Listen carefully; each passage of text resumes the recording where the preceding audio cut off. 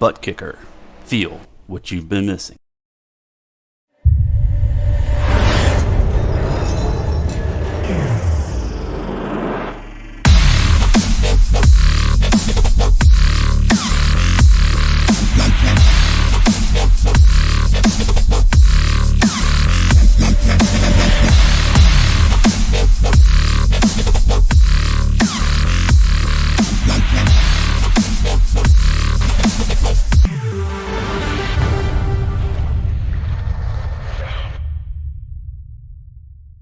Get yours today at thebuttkicker.com and be sure to use our 20% discount promo code ISCA20.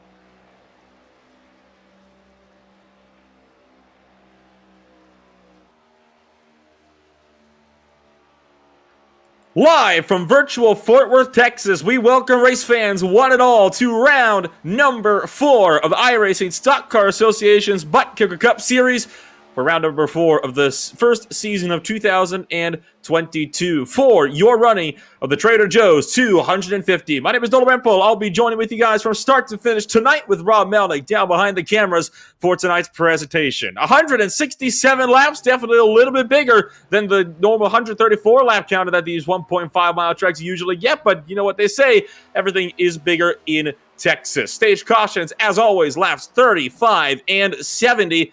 With 6 tire sets ready for these drivers over the course of the night, an estimated 4-6 lap fuel window.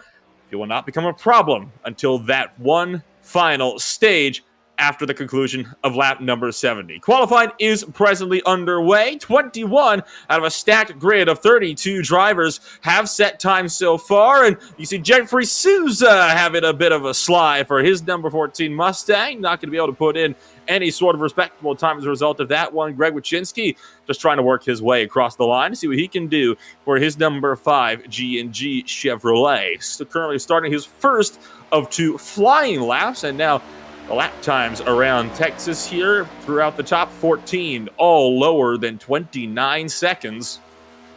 or within that 29-second bracket, which goes to show just how quick some of these drivers can be with these Gen 7 cars around this beautiful little facility here tonight. So what will Chinsky's time be as he will take his first trip across start-finish?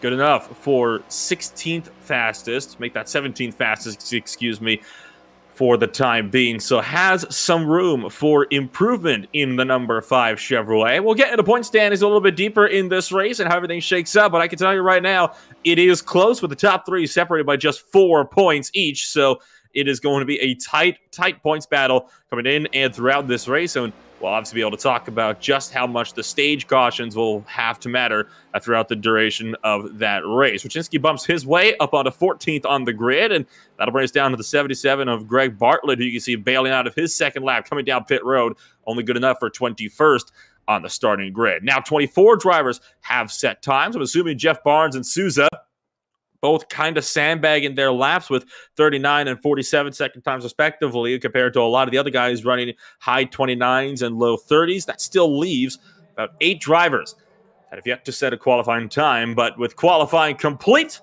we'll take a quick swing down for the national anthem.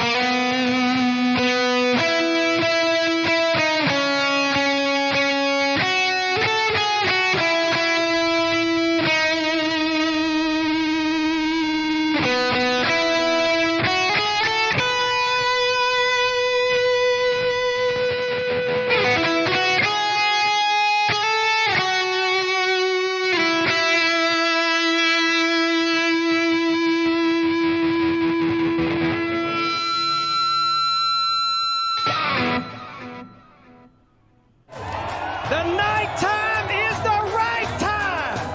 Remember what I told all my drivers? Reach up there and pull those belts tight. One more time. Drivers, start your engines.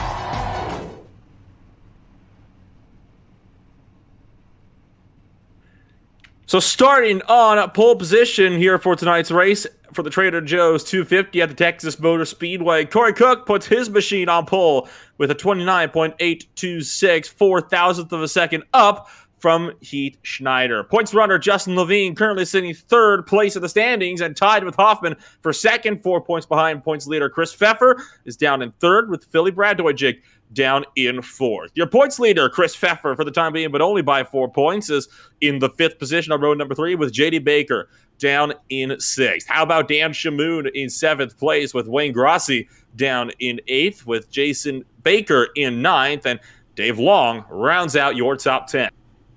Andrew Grisbaum had a bad running at Rockingham 1 week ago, only completed 41 of the 200 laps. He starts 11th place, trying to see if maybe he can score a few more points than last week here today. Matthew Meekin starting beside him in 12th. Carl Dodson is down in 13th place in his Souza Media 42, with Greg Wojcinski down in the 14th position. It's Kyle Labrie going to be in 15th, and the last driver within the 29-second bracket, with Paul Daniel II down in the 16th place. RJ Root is 17th, with Mark Sanchez in 18th. No Bits is 19th place, with John Mullins down in 20th.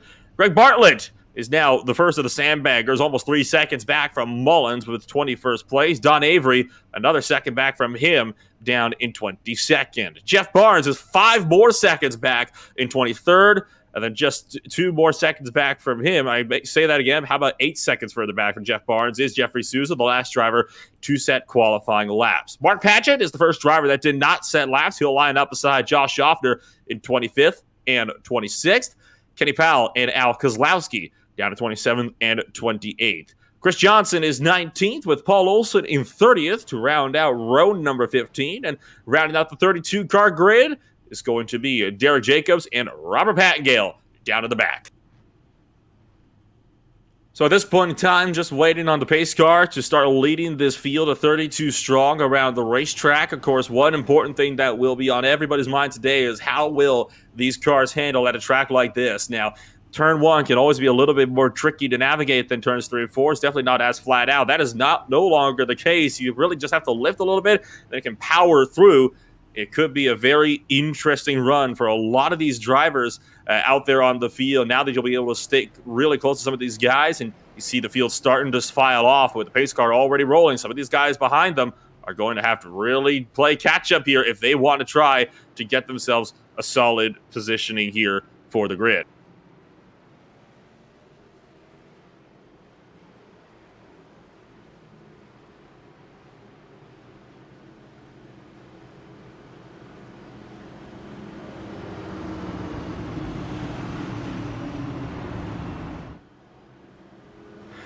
So slight problems for Carl Dodson getting up into the green is going to cause us a bit of a delay here, and the caution will be delayed 1 lap just to allow for those back cars to catch up. And good thing, too, those delays for Carl Dodson means that while the pace cars entering 3 and 4, the back runners like Robert Pattingale still have not left pit road. As a matter of fact, Carl Dodson has taken that car to pit road. He'll now be set for a pit road start.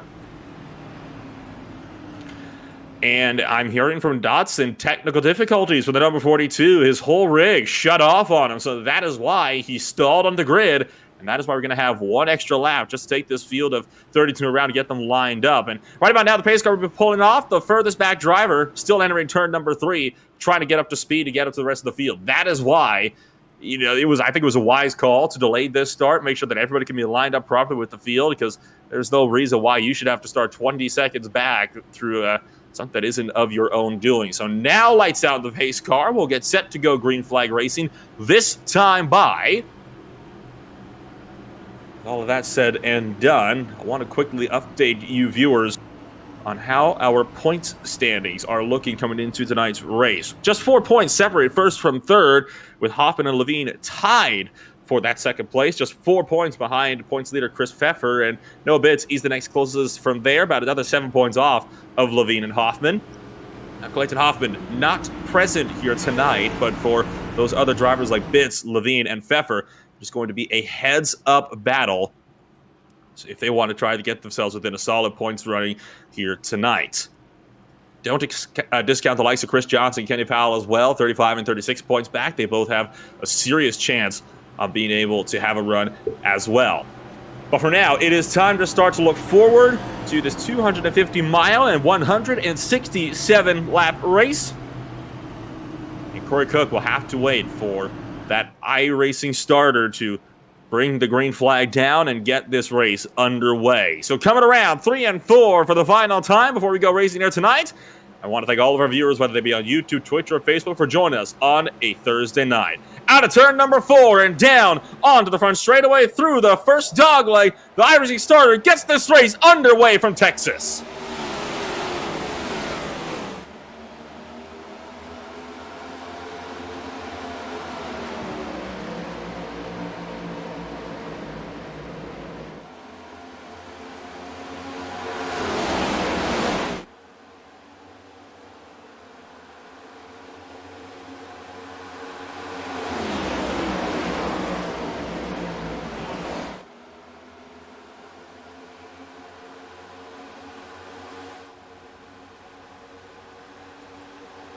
And out of turn number 4, it will be Corey Cook to lead the opening lap here from the Trader Joe's 250. Justin Levine looking high just behind, trying to get a run around the top side. A slide job, though, from Chris Pfeffer pushes him up in front of Heath Schneider. That's going to push the Abruzzi front line number 3 towards the top side. Now putting Frontline and Legacy side by side through turns 3 and 4.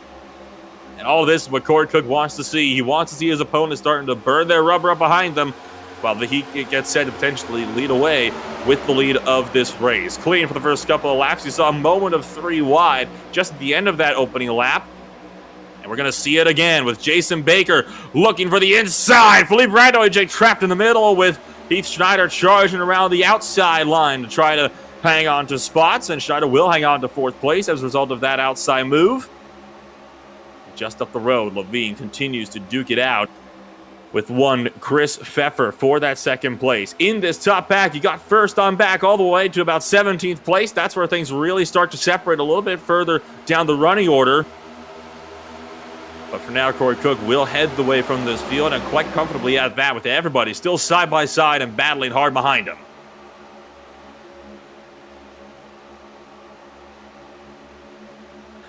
You see Pfeffer starting to push a little bit further up off the bottom, and meanwhile, you've got Philippe Radojcic as well as Jason Baker trying to work with each other and push their way towards the front of this field. It is not an easy way, though, for a lot of these drivers for the time being. And Dan Shamoon having a bit of struggles deeper in the field, getting nudged out by Wayne Grossi. And behind Shamoon, looking to almost go 3 wide. With Dave Long around the outside line, RJ Root trying to find the bottom. Meanwhile, first lead change up in front as Chris Pfeffer finds his way to the lead of this race at the end of lap number 5. Took that one down the back straightaway after muscling Corey Cook up and out of the way. So Pfeffer leads the way, and now you can already see he's starting to try to open up a gap over that iFly Chevrolet Camaro of Philippe Radojcic, trying to have a run, and behind, look at Jason Baker closing in with a head of steam. Corey Cook is in the mix of this as well. Levine still trying to charge for the race lead as well.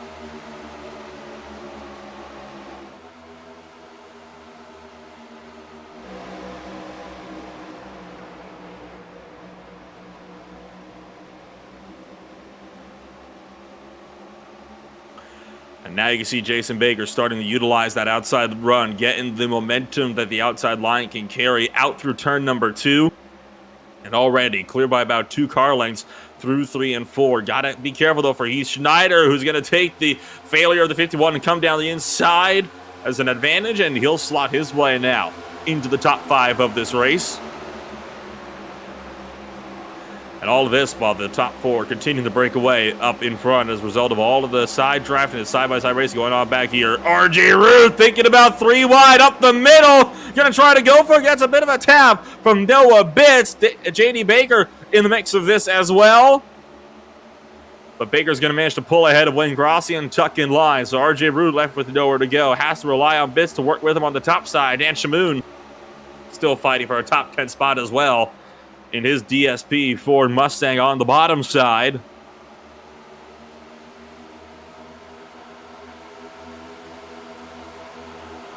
And a big block up in front from Grossi on RJ Root. Does not want to allow that number 8 car to get through as Root swung his way to the bottom of 3. Gets through anyway. Grossi lifted off and battle on for the race lead. Corey Cook is going at it with Chris Pfeffer across start finish. Pulled alongside out of 4 around the outside line and trying to take it away into turn 1. He'll have to carry the momentum around, though. Not sure if he'll be able to get it done here as Radojcic works his way off the bottom side.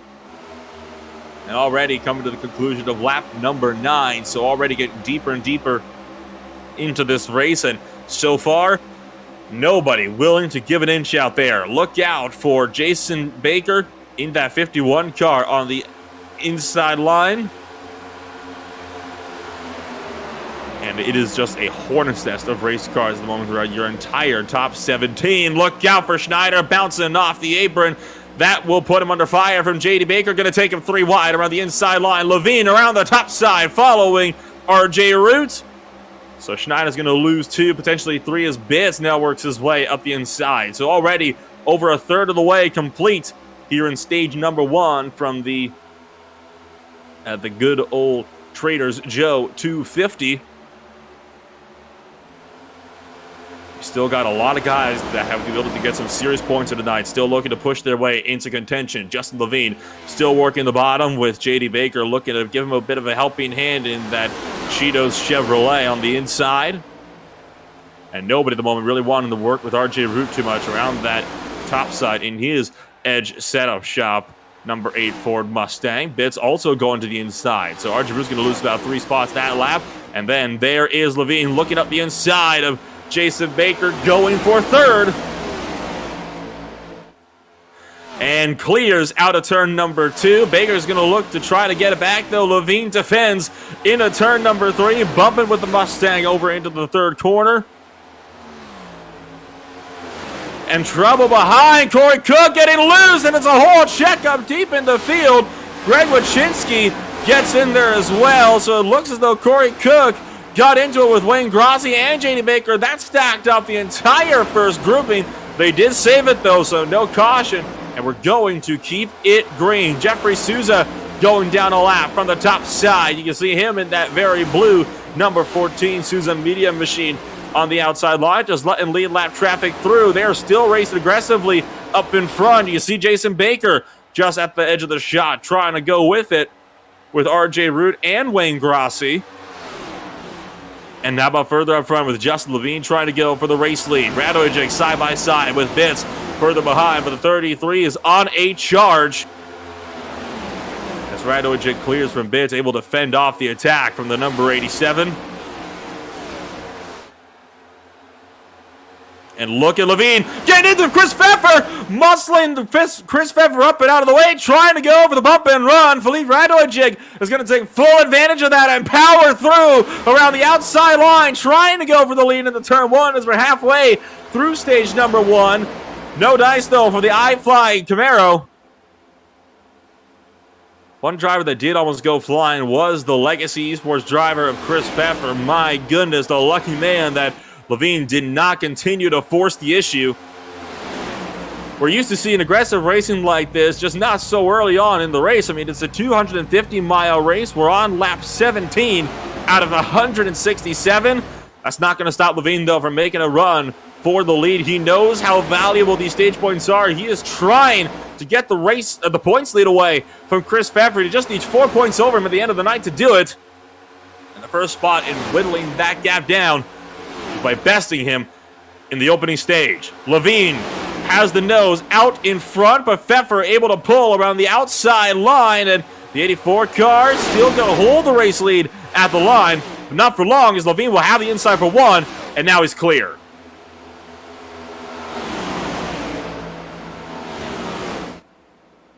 Oh, and Pfeffer gets turned to the back, and it's going to be a yellow flag. The 51 on his side, and somehow Jason Baker saves the car after going up and on his side. And it was Pfeffer turned by Noah Bitts on the back straightaway out of turn 2. We'll take a look at this one here, and watch Bitts just drifts up as Pfeffer's starting to come down, and that collects the likes of the 8 car. Grossi was there, Schneider was there. I need to get a look on board with Jason Baker. That was like a Hollywood stunt from the 51 car to get that car up on its side. McMeekin was involved in his first start back as well, and Schneider was there. We talked about RJ Root being involved as well. There's the number 51 machine, and we'll take a look at the wild scenes on board from Jason Baker's machine.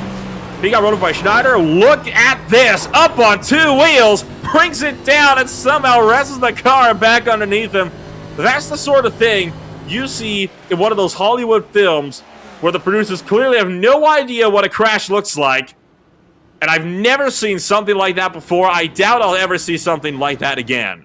So under caution for the first time tonight. And Levine, thinking about coming down to pit road, does commit to come down to pit road. And he is going to be taking a good group of drivers with him, particularly everybody that was up there in the field. Paul Daniel staying out in his Vegemite Mad Aussie Motorsports 36 Chevrolet Camaro. And a few drivers are staying out there as well. I know Souza obviously staying out there. He'll get the lucky dog, get himself back up on the lead lap. And in total, it is looking like about 6 drivers total have stayed out for the time being. Everybody else is down and into pit road. So that includes the likes of Paul Daniel, Kenny Powell, Josh Schaffner, Al Kozlowski, Chris Johnson, and Derek Jacobs, with everybody behind them coming on in for service.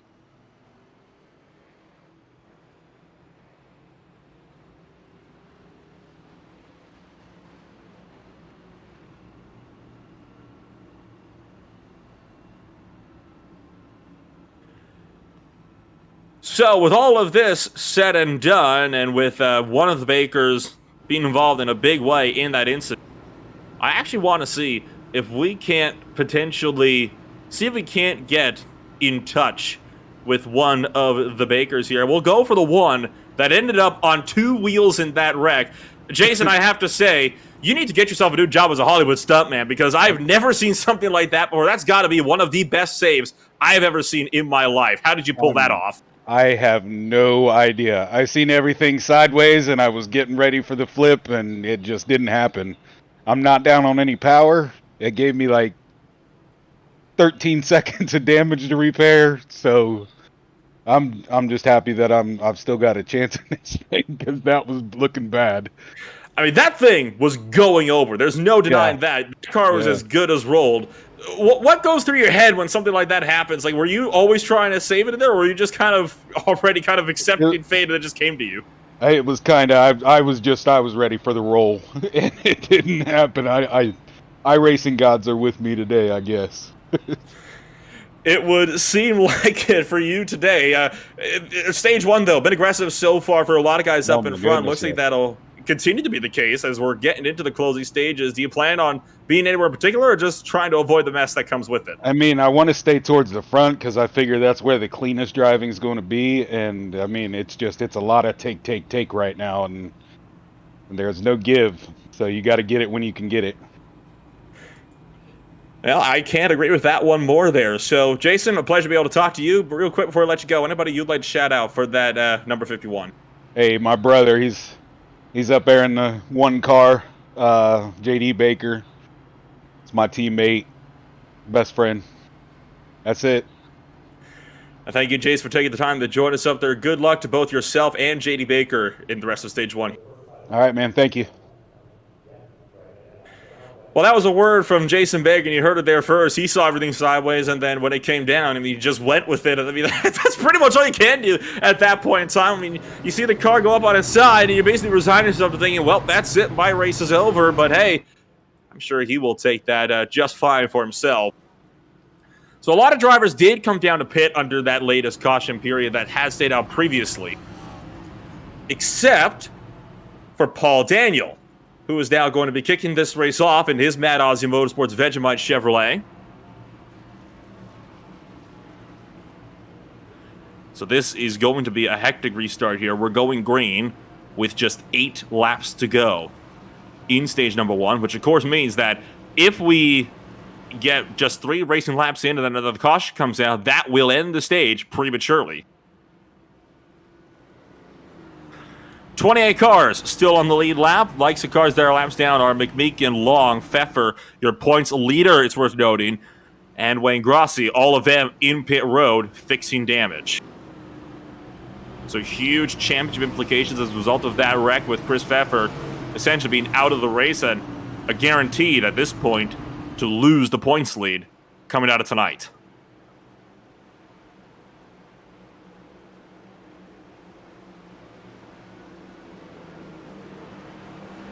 So coming around through 3 and 4, and Paul Daniel slowing up the field to just 54 miles an hour.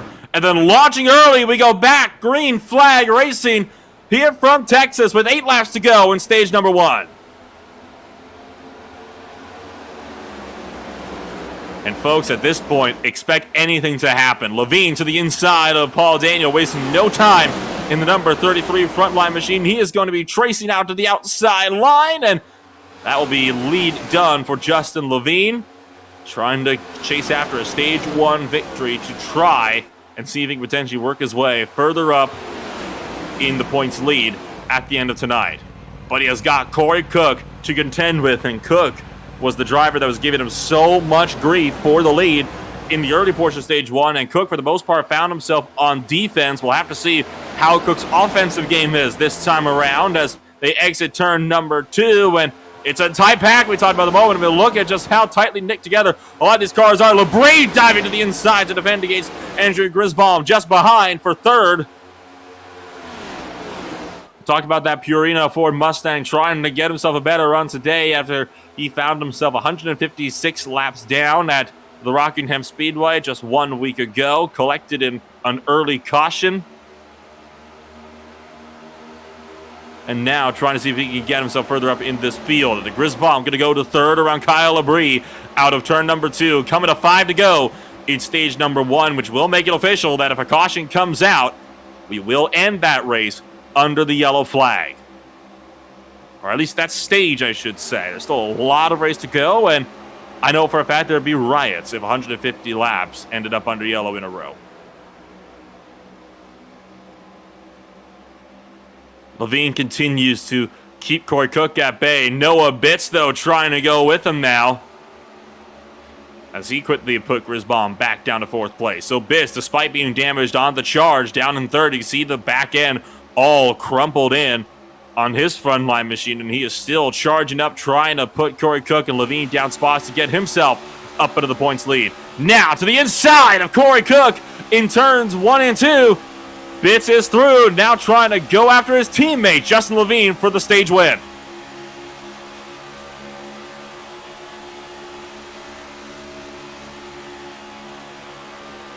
Now, at the start of the season, we were talking to Justin Levine about how much teamwork mattered with this package, and he was saying he was very, very confident in his team's ability to go and get some serious points. You wonder how willing Bitts will be to sacrifice that, or if he's going to be more willing to just let Levine ride this one out, since he is further up in the point standings, and is at the moment looking content to go after the points lead with Pfeffer effectively out of the race.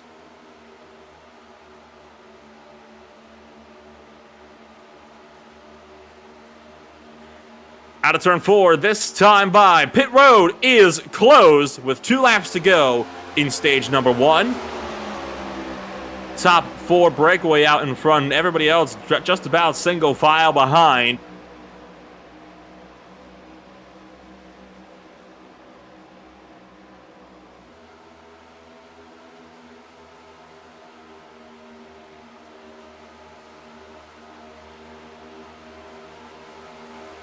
And, well, slight miscalculation on my end. It was lap 35 for the stage end. So there is a little bit of extra time for us here in this opening stage, and that does make sense. 35 laps for both stages.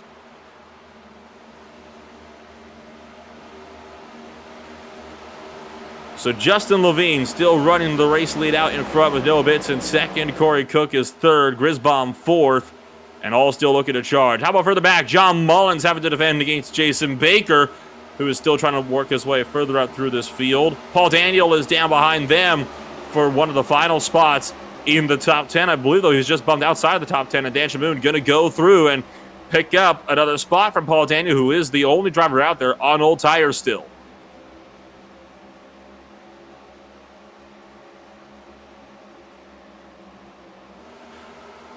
And now Shamoon still looking for the inside on Jason Baker into turn number 3.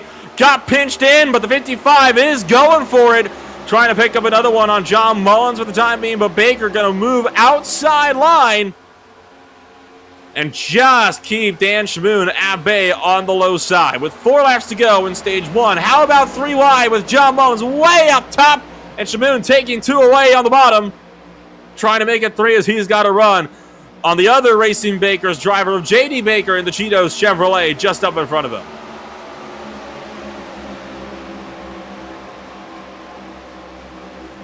And now Shamoon clears, working his way further up into the top 10 now with those moves. 11th to 8th in just that one lap. Trying to charge after both Kyle Labrie and Philippe Radojic just up the road. And Labrie is going to go high and just let Shamoon sweep on past.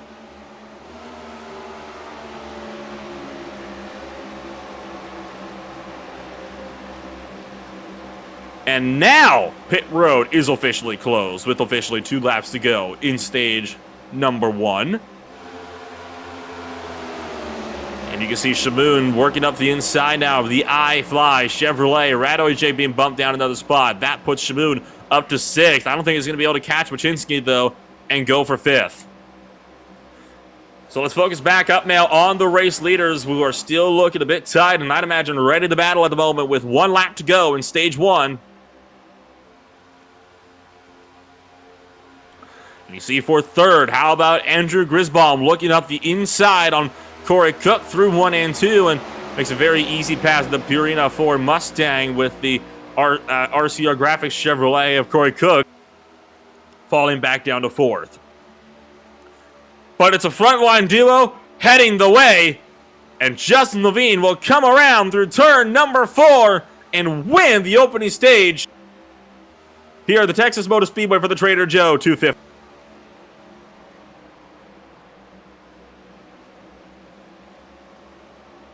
So your running order in the top 10 at the stripe is Levine, Bitts, Grisbaum, Cook, Wachinski, Shamoon, Radoy, Jake, J.D. Baker, Labrie, then Jason Baker. Let's take a quick step away. We'll be back in a few moments. Caution flag is out at Texas. At Trader Joe's, we do things a little differently, and our customers hold us to a very high standard. This is Dan Bain of Trader Joe's. We work hard to live up to the high standard you've come to expect of us. We travel the world to bring you unique, exciting, exotic products, as well as the basics like milk, eggs, and butter, all at the very best prices every day. We also believe that a satisfying shopping experience is about more than just good products. We want you to enjoy shopping at Trader Joe's. The upbeat crew members, the samples of wonderful food served up by our great demo crew, so you'll come back often and bring your family and friends too. And how's this for unique? We're so confident that you'll be happy with the products you find at Trader Joe's, we even have a distinctive guarantee. We've tried it and we liked it, but if you don't, just bring it back for a full refund. Thanks for listening.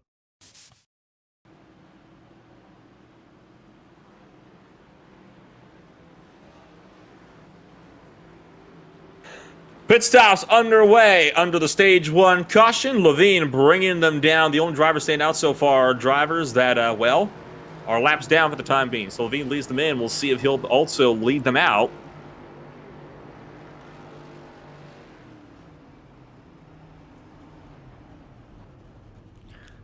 And it looks like 4 tires and fuel is going to be the call for a good portion of drivers, and that's a call that I honestly like. I mean, you've been out there for a little while by now. You should need to come on down, get some fresh rubber at this point in time. Levine racing bits out of the pits, and Levine beats him by a country mile. So with Justin Levine now out of pit road, and the rest of the field looking to file out behind, let's see if we can't dial up your stage 1 winner at the end of the night. And Justin, it was a very intense stage 1 for you, having to duke it out with Corey Cook up in front. I'd imagine you kind of got a bit of breathing space with a teammate running right behind you. It's definitely always easier to race with a teammate. This package is basically a super speedway everywhere you go, so having a drafting buddy is definitely an edge. So stage 1 ended up being a lot more aggressive than I think any of us were really anticipating. That was the case for a lot of the drivers out there on track. Do you reckon that type of racing is what we're going to be seeing throughout the entirety of this race? Do you think it might calm down once we get through the second stage here? I think now that a lot of cars are wrecked out, it's going to calm down. Clean air is everything. You can definitely save the tires a lot better being the leader, so everybody's trying to get out front with the fresh tires. And of course, with Clayton Hoffman a no-show and Chris Pfeffer now out of the race, you're looking set to take over the points lead at the end of this race. How does that make you feel at the moment, or are you kind of just looking forward and focusing on one race at a time for the time being? One race at a time. Always been there for the stages, just haven't been able to finish the race this season, so hopefully we're just going to take it one step at a time tonight. And well, before I let you go then, Justin, anybody you'd like to shout out for that Frontline Motorsports number 33? Yeah, shout out to everybody back at Frontline that put all the work into this car. Really appreciate it. Car's a lot of fun to drive. And thank you, Justin, for taking the time to join us up here in the broadcast booth. Good luck in stage 2. Thank you. That's Justin Levine coming on up and giving us a little bit of a chit-chat up here in the broadcast booth. And we talk about how a lot of drivers were not necessarily expecting this race to be as aggressive as it was early on. And I imagine one of the drivers that was kind of sweating bullets throughout the entirety of this race was Corey Cook, who is still running now just outside of the top 10. Corey, you were, of course, fighting for the lead up there for a good portion of that stage with Levine. How is it all looking from your end? I mean, it's looking good so far. I'm still on my old set of tires from the previous caution, so I don't know if I'm going to have as much pace as I did on the first run, but we'll see. I want to make sure I got tire sets there at the end to use. Of course, you witnessed firsthand the kind of aggression that we saw in stage number 1, and now you're going to be right out there in the thick of it. Do you plan on getting involved in some of those battles, or just kind of hanging it back and let people kind of make their own mistakes in front of you? I think I may hang back a little bit. You got to be there in the end. You can't win it on lap 41 or 45 or 50, you know? Absolutely, lap 167. That's the only lap you can realistically win the race on. Well, Corey Cook, as always, it's 1 to green, so I'll wrap this up here nice and quick. Anybody would shout out for that RCR Graphics Chevrolet? I'd like to thank Ryko Motorsports for providing the setups. They have a great qualifying, great racing setup. The steering feels great, car feels stable, and it's just fast all around. Thank you, Corey, for taking the time to join us up here. Best of luck in Stage 2. Thank you. So Cook is starting outside of the stage points, looking in this time around. He'll be starting alongside Kyle Labrie. And all of this should make for a rather entertaining restart, I think is worth saying. I mean, this has been by far one of the most exciting mile-and-a-half races we've seen in some time. Almost makes me sad I've got nobody to share it with up here. Pace cars coming around through turns 3 and 4, and it'll be in the hands of Justin Levine for the first time all night long to take this field back to green.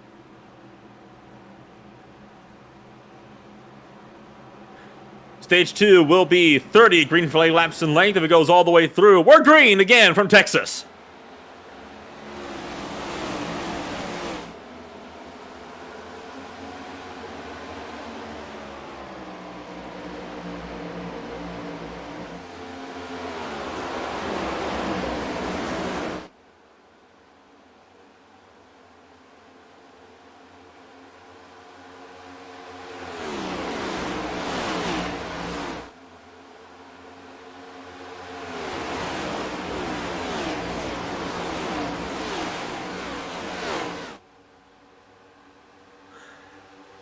Levine leads the first lap back to green in stage number 2, and they're side by side further up inside the top 10. You're watching at the moment Paul Daniel losing out some ground. Jason Baker starting to push his way up through this field. Grisbaum getting into it a little bit with Dan Shamoon, and JD Baker making up 2 for 2 in one corner. So the 78 Purina Mustang still looking to go on a bit of a charge further up the field, and you see Noah Bitts still tucking it in behind teammate Justin Levine as well in the number 87 car. And we heard Levine saying that it definitely feels good to have a team behind you. You're kind of left with a bit of breathing room, and I think that is at the moment what is keeping Levine up in the lead, because Noah Bitts has been rapidly catching Levine with the draft, but has not decided to make any moves. Plain rear gunner support for the time being. Grisbaum looking high, and he'll lose out on a couple of spots to Shamoon, Baker, Labrie. Now Mullins, possibly even Cook, and Jason Baker as well. So talk about a bad run for Andrew Grisbaum, losing 6 spots in just one corner.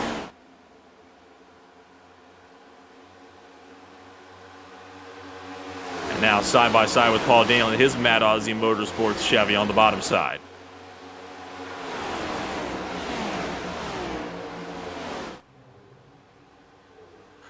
You see, though, a lot of drivers not being as aggressive as they were on the opening stage. I think the fact that this is a longer race has finally started to set in for a lot of guys out there.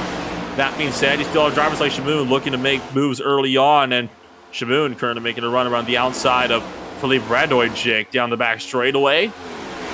That allows the frontline duo to start to pull away just a little bit more, and now Radojic is going to be stuck on the outside, and he'll lose a couple of spots back to Labrie, Shamoon, as well as JD Baker.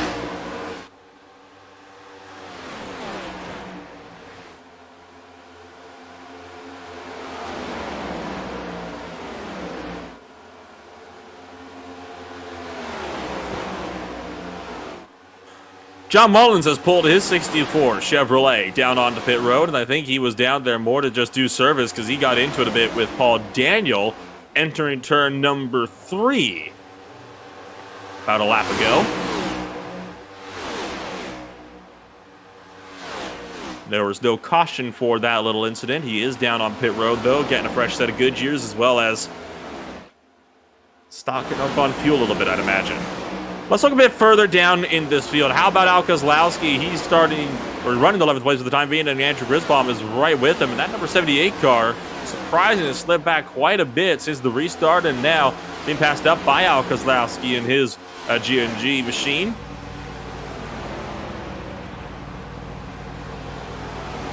Kozlowski trying to push his way further up into the stage points now, running up to Corey Cook, who is going to chop down in. Now, Corey Cook, of course, mentioned that he is on older tires. And that being said, he came into pit with the others, but it was a fuel-only stop for Cook. He did not take tires on his pit stop, so his tires are in reality about 10 laps older than everybody else around him that he's running with, which is going to hurt you quite significantly in a field this tightly packed. So Kozlowski passes up Cook, and he's trying to make a run now on both Daniel and Jason Baker just up the road from him. See RJ Root side by side with Cook in the midst of this battle as well. Kozlowski trying to find the inside of Paul Daniel, though Daniel did not leave a lot of room for the 88 to work with.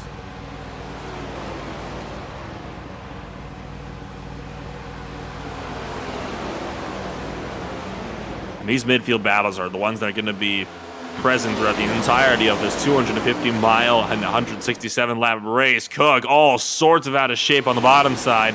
Lack of tires starting to bite him hard as Derek Jacobs is going to fight his way through. So is Powell, as well as Schaffner. And Chris Johnson is looking ready to pounce as well on the 61. Derek Jacobs, one of the bigger movers so far on the day. Did instead of qualifying lap, starting on the back row, down in 31st. And so far, he has put in that 27 Chevrolet Camaro up into 13th place.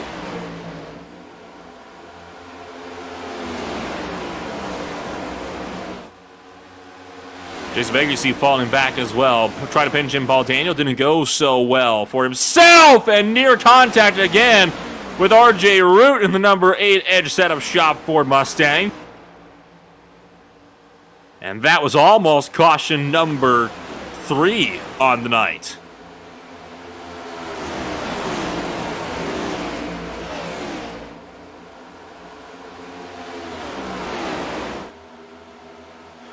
Baker's able to clear from Root and now looks to try to follow Grisbaum through on the inside of Paul Daniel's 36 machine. And will manage to do just that through 3 and 4.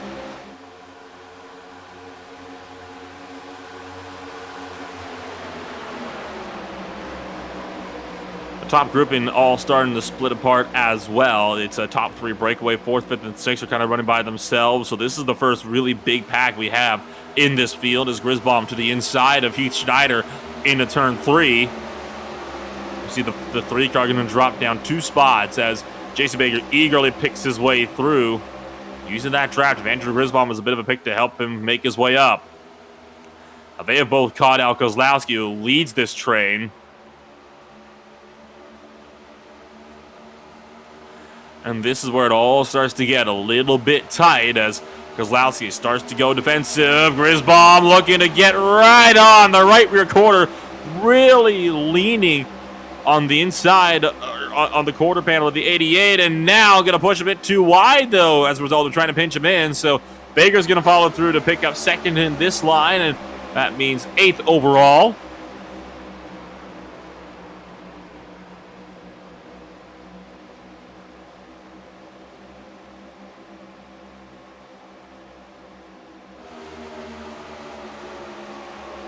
So Paul Daniel now up the inside of Grisbaum. This back and forth battling just so prominent throughout the course of this race, and going to lose out a couple of spots to Heath Schneider. That has been the trend so far. You got the outside line. You're really trapped there. Turn 1, you can make a little bit, but you have to really lean on the door.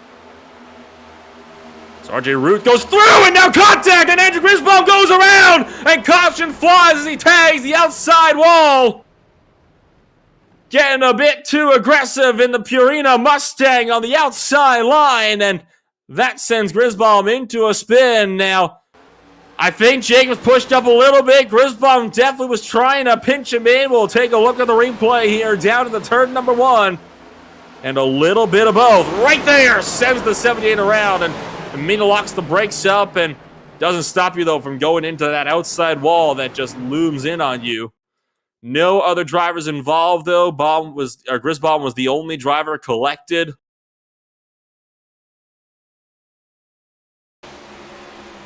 And that puts us under caution for the 3rd time tonight. And there you have it, just a little bit of a hip check. And That is all it takes. Ay. All of this said and done puts Levine still with the race lead, Bit second, Shaboon third. They have pulled about a second gap over fourth place. That is no longer the case, but they're all staying out. Philippe Radojcic, the first driver to gamble, coming on in. Will be coming green with, I'd imagine, about 10 laps to go in stage number 2. A wide array of pit strategies opening up here at the moment. It is looking actually about 50-50 on the field.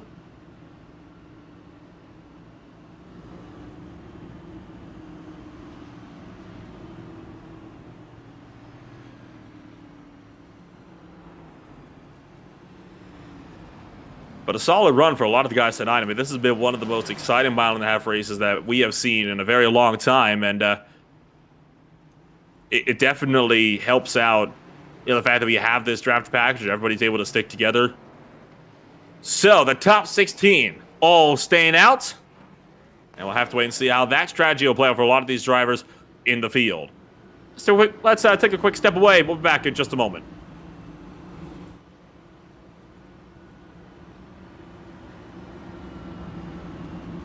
ButtKicker. Feel what you've been missing.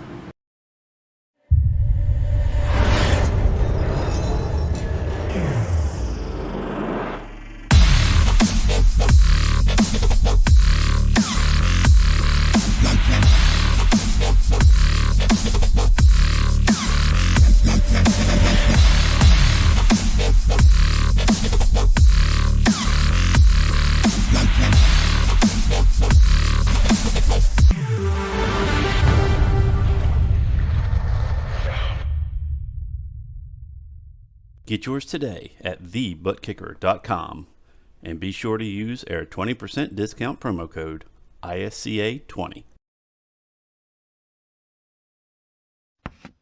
At Trader Joe's, we do things a little differently, and our customers hold us to a very high standard. This is Dan Bain of Trader Joe's. We work hard to live up to the high standard you've come to expect of us.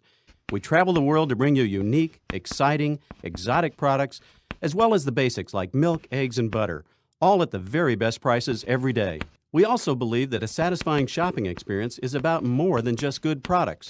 We want you to enjoy shopping at Trader Joe's. The upbeat crew members, the samples of wonderful food served up by our great demo crew, so you'll come back often and bring your family and friends too. And how's this for unique? We're so confident that you'll be happy with the products you find at Trader Joe's, we even have a distinctive guarantee.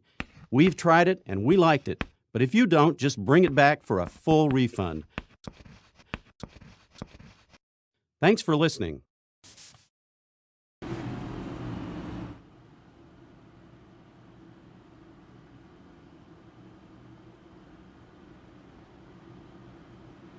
Still under caution for the third time at the Trader Joe's 250 at the Texas Motor Speedway. You're watching the iRacing Stock Car Association ButtKicker Cup Series round number 4. For the Texas Motor Speedway in the first season of 2022.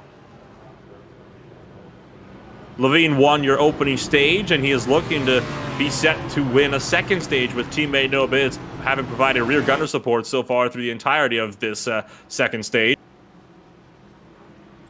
Look at some of the biggest movers and shakers. Robert Pattengale, one of the biggest movers up so far. He started dead last, running in 10th place for the time being. That's, of course, helped by the fact that a lot of guys came in and pitted under that last caution. Most drivers falling down the most is, unfortunately, Chris Pfeffer, down 26. And out of the race. He, of course, was your points leader coming into the night, so big championship implications there. Currently, the fastest lap being set is your 6th place runner of J.D. Baker, running the 29.329. And that lap achieved in this second stage, back on lap 46, about 5 laps after we went green. And still with 10 laps left to go here in stage number 1. Make that 2.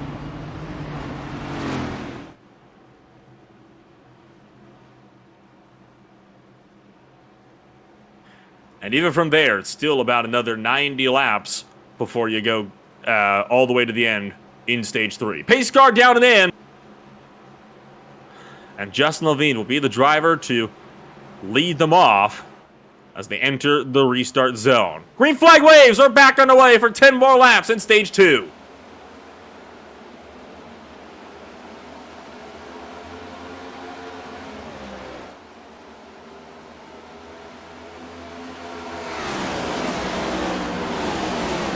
Top 9 all breaking away well. That's where it all starts to fall apart. 10th place back, looking for 3 wide. Down the back straightaway, the entire field starting to fan out as Robert Battengale looks to try to hang on to whatever spots he can. He is currently the holder of the last possible stage point on the night, though Kenny Powell looking to eagerly take it away from the Shake and Bake 17 Mustang. With fresher tires, I think Kenny Powell will have this one down the inside line into turn number 1. And Philippe Radojcic pushing up and out of turn number 2. Leaning on the quarter panel of the 17. Down the back straightaway with Al Kozlowski following into turns 3 and 4. And up in front, Paul Daniels sideways and almost into the grass as well. The 36 car getting all sorts of out of shape out of turn number 4. And having a mighty close call in the Mad Aussie Motorsports Vegemite Camaro. It only takes that one driver to get a bit further out of line than they need to be to cause a wreck. We've already seen that a couple of times over the course of the night. And I know a lot of guys here looking to run stage 2 out green. Among them, though, I'd imagine Justin Levine is not one of them. I think he'd be more than content at this point to see another caution flag, because that would make it a 2-lap dash. That's just 2 laps he's got to try to stay out in front, as opposed to about the 7 laps he's got to work with at the time being.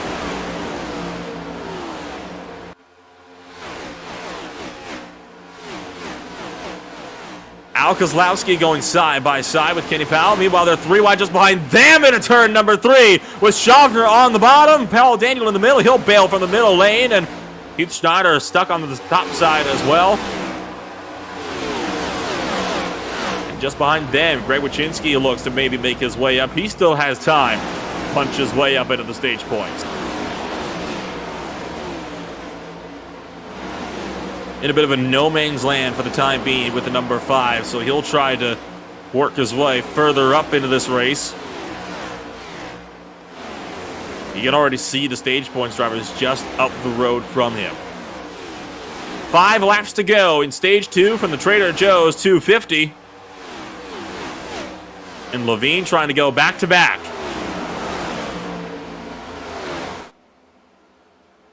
Behind him, you can see a battle starting to pick up inside the top 10. Jason Baker, R.J. Root looking to trade hands down to the turn number 3 as R.J. Root powers around the outside line, courtesy of Kyle Labree's draft, but Jason Baker holds the inside, and both Racing Baker's drivers going to go through on the inside lane as R.J. Root falls back to 7th.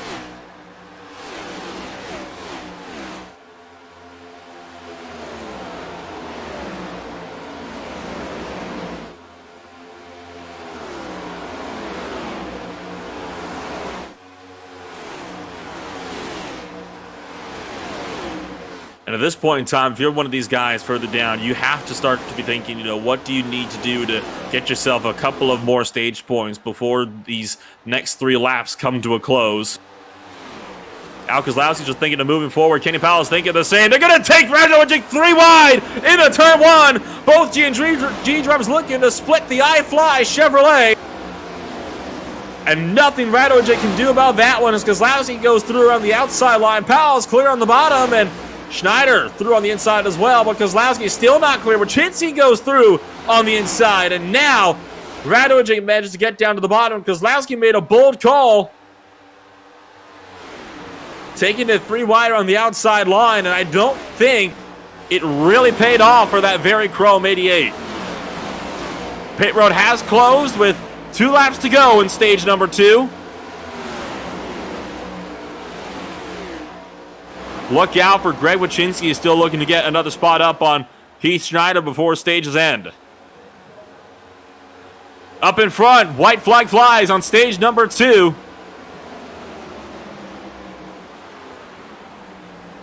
We can still see all of these battles looking to develop on out as Kozlowski forces the issue, trying to get one more stage point. And the last stage point available on the night from Filip Radojcic. Coming around through 3 and 4, Justin Levine will take this one through. He'll sweep the stages and go back-to-back here for the Trader Joe's 250 in Texas.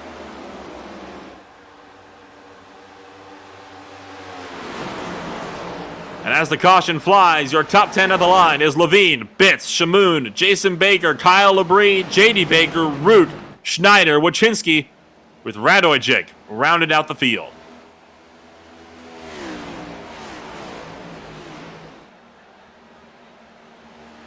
We'll take a talk with your Stage 2 runner-up in a few moments. For now, we'll take a quick break as the field catches the pace car.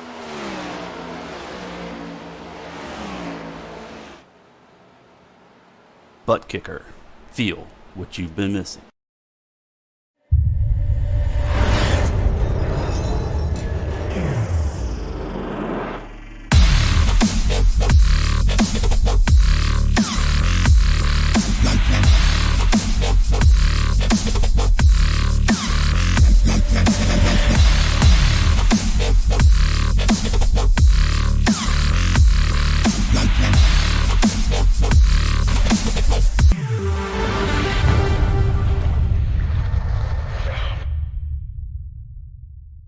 Get yours today at TheButtKicker.com and be sure to use our 20% discount promo code ISCA20.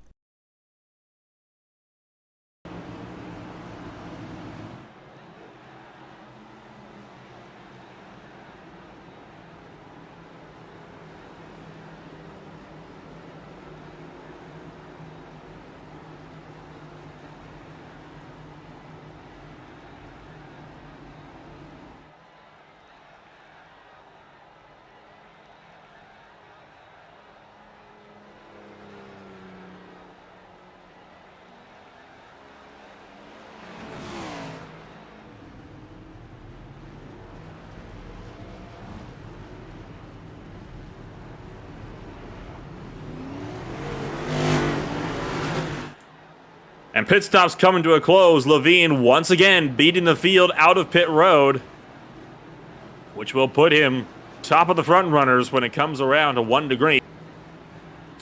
For now, though, we'll see if we can dial up your Stage 2 runner-up. Noah Bitts joining us up now in the broadcast booth. And what a driver. You know, I mean, you were providing rear gutter support, of course, of Levine throughout the entirety of that stage. Is that going to continue to be the strategy into Stage 3 here through the rest of the race? Yeah, unless somebody comes and shakes things up and shovels me out of the line or something, or I don't think I will be able to get around Justin. I just can't pull up to his bumper, so I might, the only way I'll be able to get around him is if someone pushes me up past him, but that's not really the plan. So at the moment, there is still a very long way to go in this race. We're not even halfway. Still 94 laps left to go. With all of that being said, do you think the aggression is going to die off as this race goes along? Do you think it might even pick up as we get closer to the end of this one? I think it might go both ways. Some people might try to make up some spots and get back up to the front, and others might just be sitting back, and I guess we'll see what happens. Well, fingers crossed that whatever happens, you'll find yourself there in the end. You're, of course, plus 17 for where you started today, so if you really want to, still have all the potential to go for a race win at the end of the night. Anybody you'd like to shout out for your Frontline 87? Yeah, Frontline, putting in the work, making this thing as fast as it is. And Bruzy for sponsoring the car, and just Justin and Heath, these guys, we make a good team, and try to stay at the front. Thank you, Noah, for taking the time to join us here tonight. Congratulations on a Stage 2 runner-up, both times in a row, and best of luck in Stage 3. Thank you.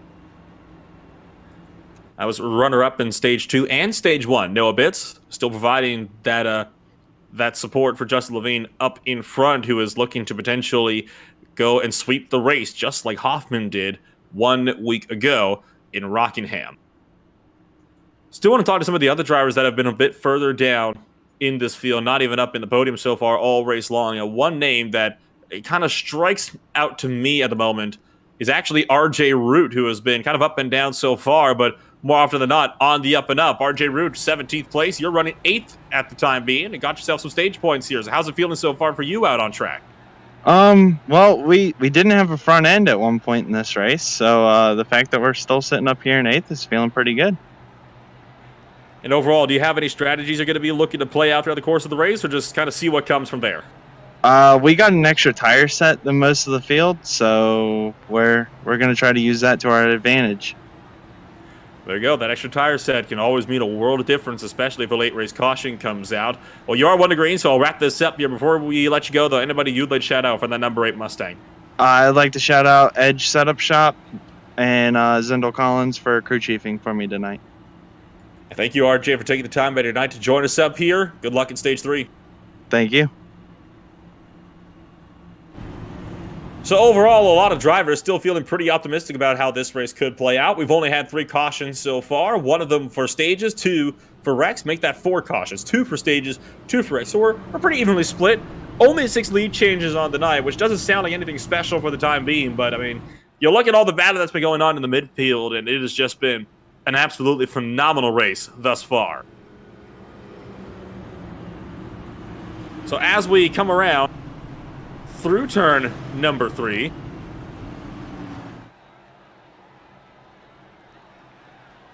it'll be in the hands of one Justin Levine to take us back down to the green flag.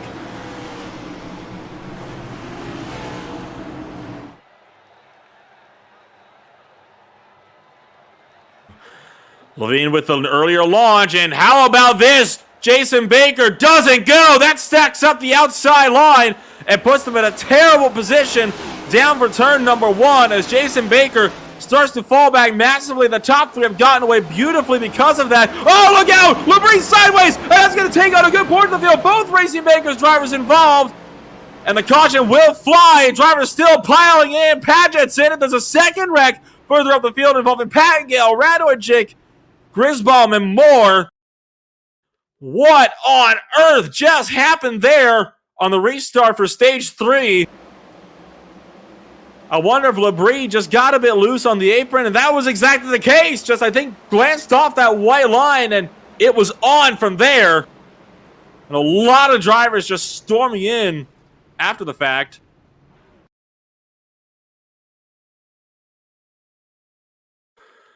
So in total, about 8, 9 cars maybe involved in this one. There you saw it, the tank slapper for Labrie takes out both Racing Baker's drivers, and you see the wreck starting to develop just up in front, and there goes Paget sliding in. And I think he got nailed by Matthew McMeekin. Looking at the 0-2 for the time being of Mark Paget, and it was McMeekin. Just shot into him. He was loose, just trying to avoid this whole mess.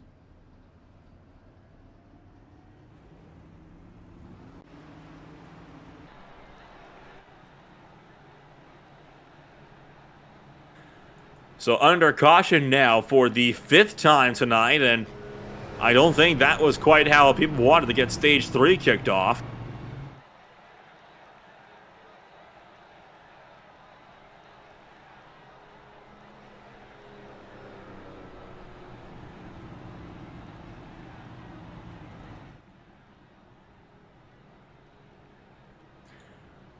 So Levine still leads from bits, and I think there's no surprise there. Keith Schneider will round out at frontline 1, 2, 3, but Schneider has got a boatload of damage on his number 78 car as a result of that whole mess. He got hit from behind by Greg Wyszynski in the midst of that, and that sent Schneider sliding up and out. And all of that, what I've also just noticed that Dan Shaboon just lost it by himself in 3rd place as well under that caution, or not under the caution period, but during that same incident as well. So that is why he is no longer running up in the front here, and he is down to pit road and out of the car. You still have 25 guys on the lead lap here, but that is about to be, I'd imagine, about 22 here with guys in pit road.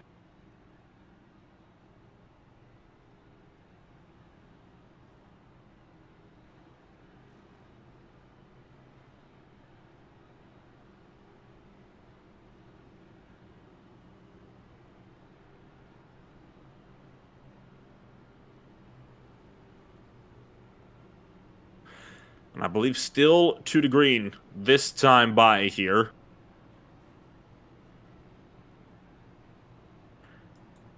So far, the only driver that has lost positions this race is actually Heath Schneider. Well, I say that's in this top running here is Heath Schneider, who's down 1. Everybody else, all the way back to 17, has been on net gains so far tonight. Now, there's a lot of big moves in here as well. I mean, Noah Bitts, plus 17. Root, plus 13. Kozlowski, plus 23. Derek Jacobs, up 25. Kenny Powell, Chris Johnson, up 20 and 21. Paul Olsen even, from 14th place, up 16. And a lot of the guys that have been knocked out of this race were guys that started relatively high up. I mean, J.D. Baker started 6th. Radaway Jig was in 4th. Jason Baker was in 9th. Pfeffer, Grossi started 5th and 8th. So over half of the guys that ran in your top 10 have been knocked out of this race from where they qualified earlier today.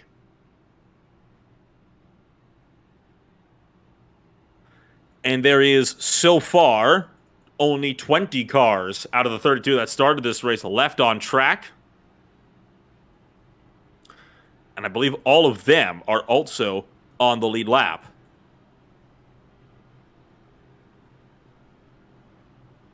Andrew Grisbaum is about to make it 21.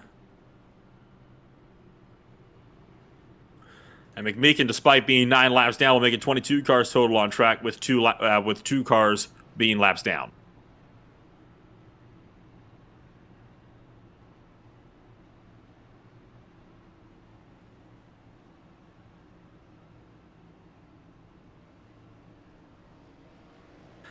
I want to, of course, give a huge shout-out to all of our viewers watching the ISCA ButtKicker Cup Series and the Trader Joe's 250.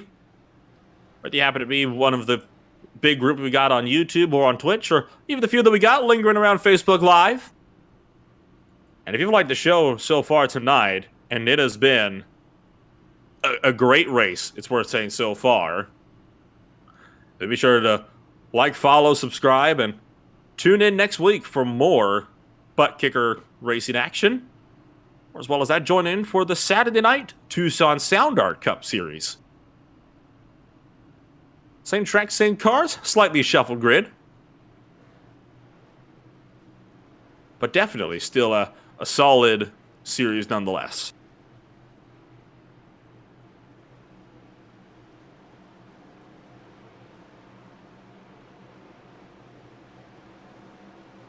Pace car is down and in. And Justin Levine will take us back to the green flag.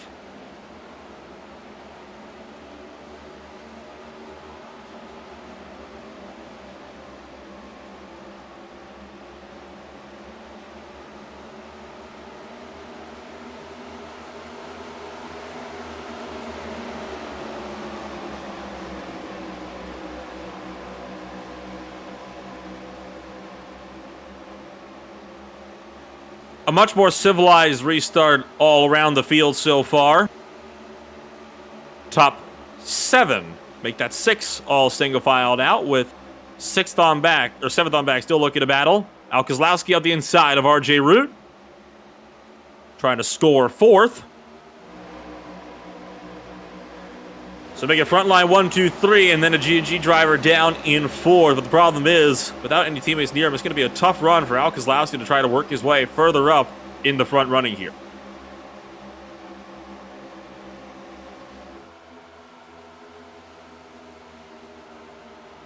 Schneider's going to defend as Kozlowski tries to force the issue on the bottom of 1 and just pokes the nose in and pulls alongside. And maybe through 3 and 4, Kozlowski could try to pull clear. RJ Root's going to try to follow him through. That puts Kozlowski back up to third place now. Try to run down the front-running duo of Bitts and Levine, who so far have been unpassable by anybody that's come their way.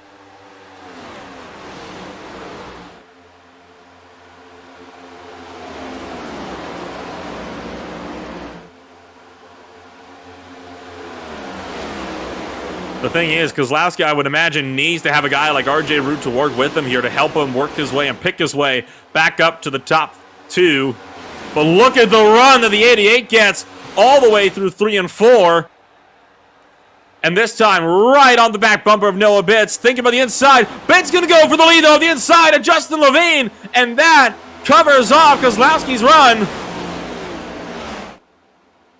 But Bitts going to tuck back in line. That might have been strategic from Bitts just to keep Kozlowski at bay. And that was exactly what the case was, as Bitts checks up Kozlowski down the back straightaway, letting Levine come down in front for turn 3. Frontline have got to be by far one of the most formidable teams that we have in the series. It's not going to deter Kozlowski, though, who goes down the inside and no bits, trying to make a charge.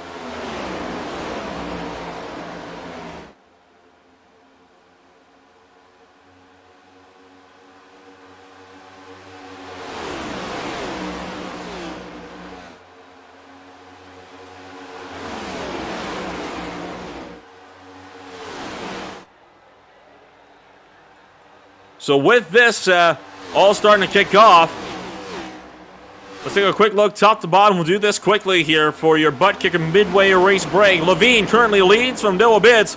Kozlowski doing everything he can to try to get back past them. RJ Root is 4th with Heath Strider in 5th. Kenny Powell is 6th with Chris Johnson 7th. Carl Dodson in 8th. Jeff Barnes is 9th. Don Avery rounds out your top 10 as Kozlowski punches his ticket up into 2nd place. Derek Jacobs is in 11th place with Sanchez 12th. Wachinski's 13th with Schaffner 14th. Paul Olson is 16th with Bartlett 17th. Corey Cook is 18th. RJ Root making his way up to 3rd now. Pat Gale down in 19th. It's Grisbaum 20th with Souza down in 21st place. McBeacon, the last driver, running in 24th place on the racetrack. Among guys that are also laps down, you got Kyle Labrie, Dan Shamoon, Jason Baker, Mark Padgett, JD Baker. As Kozlowski goes to the race lead. With Radojic 25th, Dave Long 22nd, or 29th, excuse me. John Mullins is 30th. Fat Fergrazzi round out the field. Battles on for the lead with Kozlowski up the inside of Justin Levine. And looking to fight it out. Trouble behind the one car sliding out of turn number 2. And it's going to be a wreck with Don Avery getting involved. Wachinski caught him in the mix as well.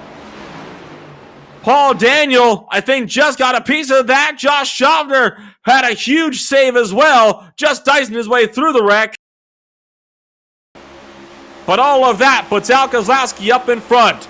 And it was just a hit from the 11 as Dodson checks up. That causes Avery to get run over by the 27.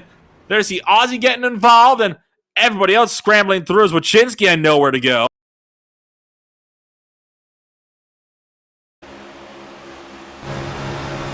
I believe that's the 32 as well, just in front. There's the Avery getting tipped around. There goes the 27 of Derek Jacobs. Tough luck for those guys so far in the field.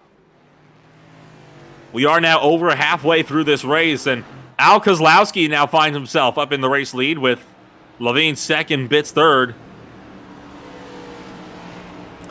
Now this is where it really starts to get interesting. How about this? Kozlowski almost gives it the lead to come down to pit road, and a late call causes Levine to go with them. And that's going to take a big portion of the field in with them, actually. Everybody that's not a lap down.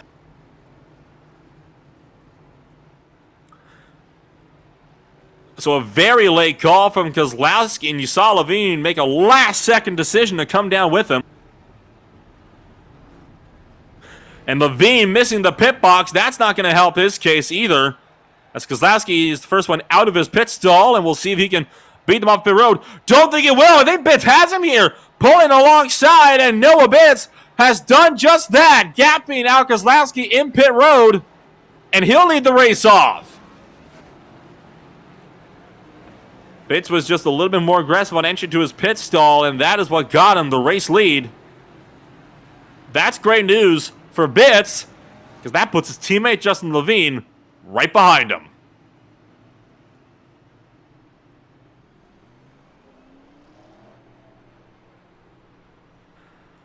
So caution is out once again, and we'll get a talk with one of the drivers that has been steadily working his way up throughout the the race so far. We'll bring up your race leader for a cup for all of a lapper to Al Kozlowski out of the broadcast booth. Al, we don't have to see you running up here this aggressively up at the front, but it's been a solid race for you so far, picking your way through the field. What's your secret?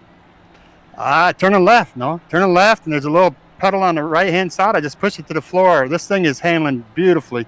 My plan was to kind of stay in the back for the longest time here, and I just decided there's too many wrecks. I don't want to be involved in it, so I'm coming to the front.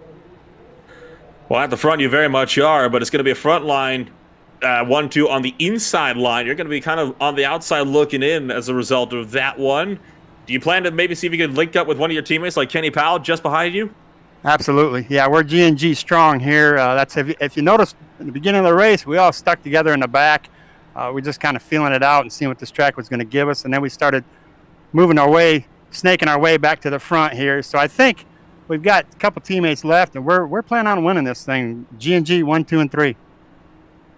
And so far, you've shown that you got the speed to put that car up in the lead and help to make it stay there at least for a little while. Well, before I let you go then, here, anybody you'd like to shout out for that G&G 88?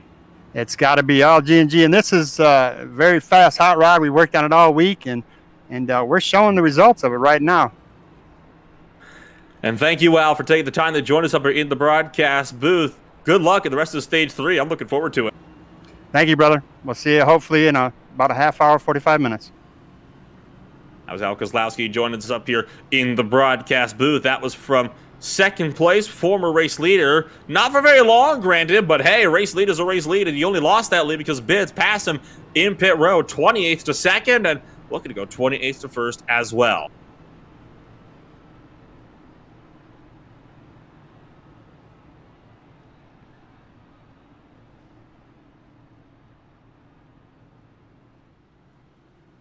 And already see a good portion of the field looking to double it up before they even get to 1 degree, in which they get that signal this time by. So a lot of these drivers out here in the field just, I think, trying to get those spots early on, knowing how difficult it is to overtake later on in the runs.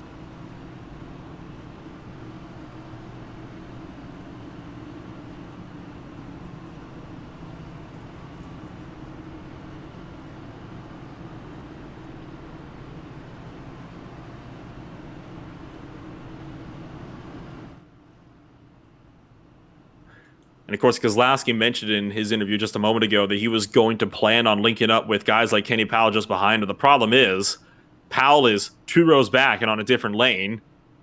Frontline already have 2 guys lined up on the inside lane in first and third.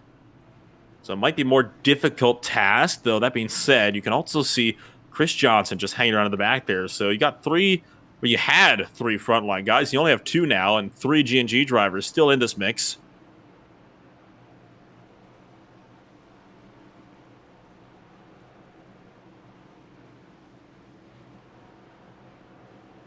So coming around through 3 and 4 this time by, it'll be no bits to take us back to the green flag. Starting lap 94. And we're back to green. Sure enough, frontline coordinating the restart. They're already clear. Kozlowski immediately jumps to the inside line, and Powell clear for 5th behind as well. So 1 driver separates Kozlowski from Powell, and that is, of course, the number 8 of RJ Root.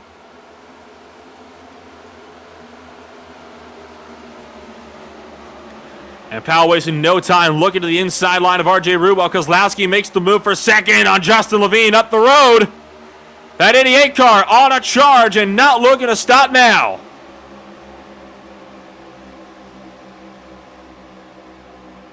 To the inside of turn 1, and Kozlowski goes back to the race lead. But hasn't pushed it too deep into 2 as he washes up on the corner exit, has to back it up. That allows Levine to get back up under the inside of Noah Bitts. And now Powell tucked just in line behind the 87.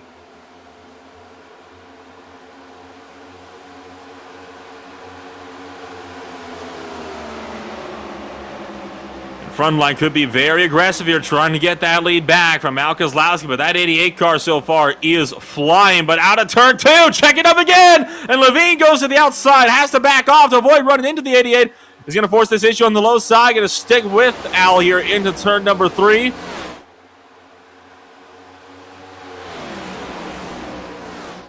And Justin Levine manages to hold the train here, sticking to it behind in second. He's not being more aggressive than he needs to be at the moment. I think he's just filling the mirrors, letting Al know that he is there and ready to pounce on Kozlowski as soon as he makes a mistake. Kenny Powell, though, going to pounce first up the inside, and Noah Bitts out of turn number 2, going for third.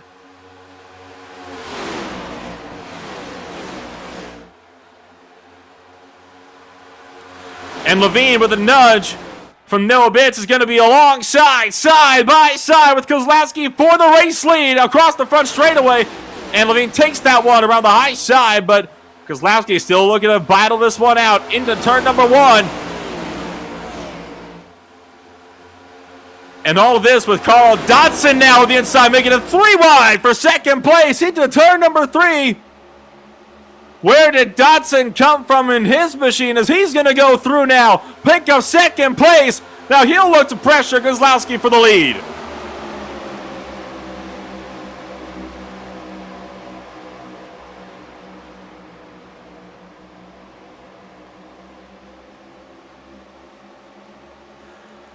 And Justin Levine still working the outside line with Carl Dodson and Al Kozlowski looking to duke it out for the race lead. Levine still trying to find his way back into this mix.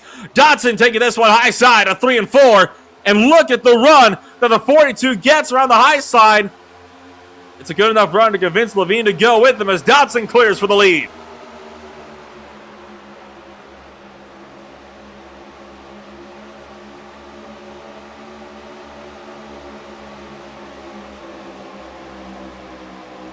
And Kozlowski staying low out of 2, looking to use the draft to help pull his teammate Kenny Powell with him so they can work together and try to get a run on Dodson. And now the 88 is there! There's the bumper to the back end of the 42 out of turn 4! Looking low side into 1 as we cross lap 101, and Kozlowski not going to be able to get there just yet. Dodson just knows how to rip that high side. Gonna block late here down the back straightaway. Kozlowski is gonna go outside line now. Powell thinking about where he wants to go here. And all of this as Jeff Barnes starts to close in that Pepsi number 32. Kozlowski going outside line here. They make contact door to door as Kozlowski gets muscled out into turn 1. Bitts up the inside, making it 3 abreast through turn 2 as he gets past both Kozlowski and Jeff Barnes. All kicking off here in the big battle for the race lead. Absolute hornet's nest with Barnes stuck in the middle of Cook and Chris Johnson.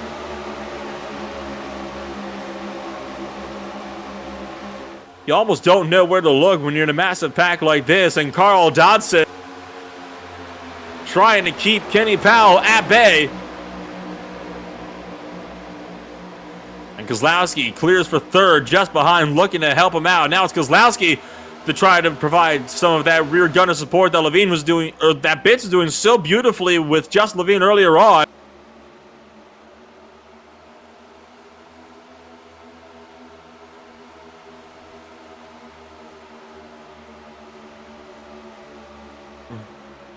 And Bitts is going to take this one outside line, and look at the charge around the 88. Try to make it around the 24 as well. Not quite going to get there, but Al Kozlowski starting to drop off here. I think he might have burned his stuff up early on.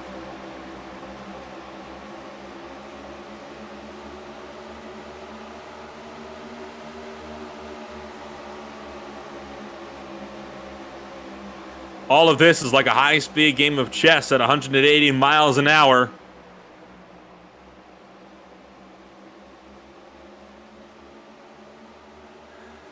I think Bitts just has a little bit more speed than these front runners around the outside line. Powell's blocking Bitts and almost turns himself as he comes across the nose of the 87 down the back stretch into 3. That'll keep the 24 nose to tail with Dodson in the lead. And then I'm starting to catch lap traffic in the form of Matthew McMeekin. Powell looking high. And Bitts is going to go with him, it would seem, trying to get the run out of turn 2. But instead of Powell getting a drive for the lead, it's Bitts with the run for second. Down into 3, and Bitts has it.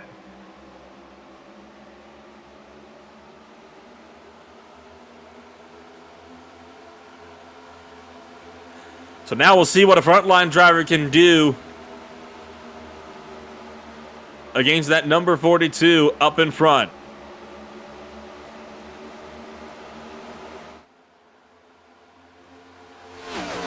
Trouble off at turn 2. Schneider into the outside wall hard. The number 3 car getting into it big time with, I believe, first the 77 of Greg Bartlett and then the 27 of Derek Jacobs, slamming the outside wall as he went 3 abreast multiple times into turn 2. There's the 77 that got into him. And then right there's the 27. And that sends him hard into the outside wall. That'll effectively end Schneider's night if he wanted to go for a win. Meanwhile, though, up in front, Carl Dodson still leads the way from Bitts, from Powell, from Barnes, from Levine. And that triad driver giving it everything to keep that number 42 out in front.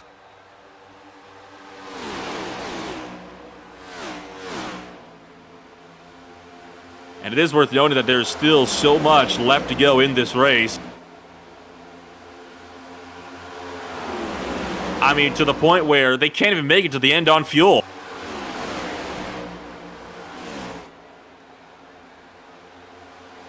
Powell clips the apron. That washes Jeff Barnes up the track in 3 and 4. And that causes the top 2 to start to break away as Kozlowski dukes it out with Levine, and just behind them, Schaffner, Cook, Johnson, all still looking in. I think both G drivers at the moment somewhat holding up the rest of the field. I mean, you got a triad driver in the midst of this. You got one of the frontline guys. Don't forget the Premier Racing Setup Shop's driver of Josh Schaffner.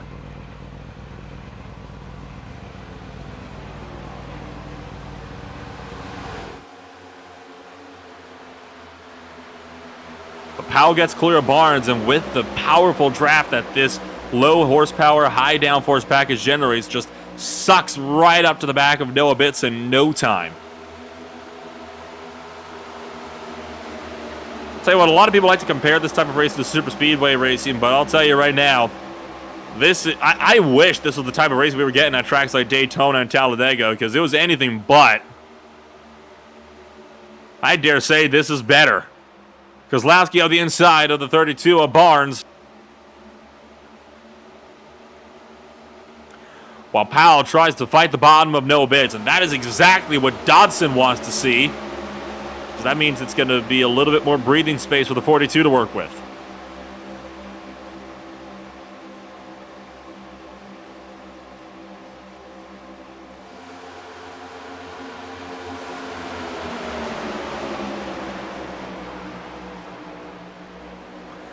Up high, there is Mark Padgett as he's being lap running by the leaders, and he has got to stay high and wide out of the way. A lot of drivers here not going to be in a very negotiating mood with him, especially Noah Bitts, who was just 3 wide around the outside. He's going to have to tuck in line there. Oh, Kozlowski gets a little bit out of shape, slides in front of Corey Cook, who checks up to let him in.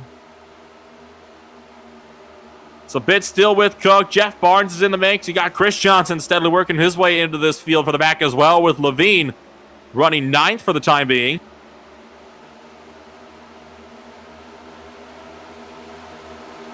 And you just can't look away. Everywhere you look, there's something going on in this big pack up in front.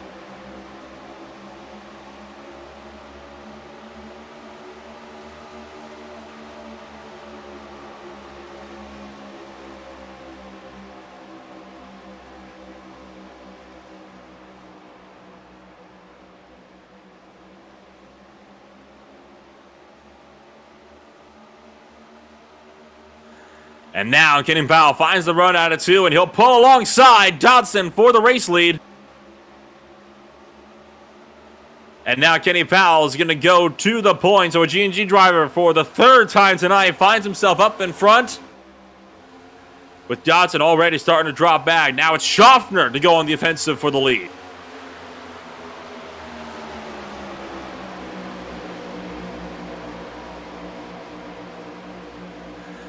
That 50 car is not going to be wanting to sit around there for very long, not with the likes of Kozlowski and Bitts just in behind.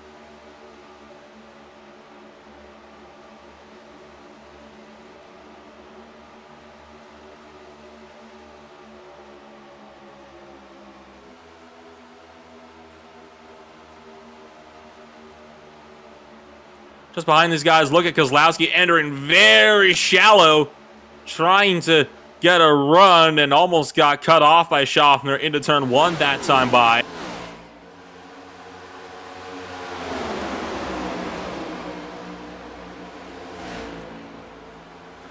Take a look throughout the field at the moment, and I'm thinking about maybe another 20 or so lap.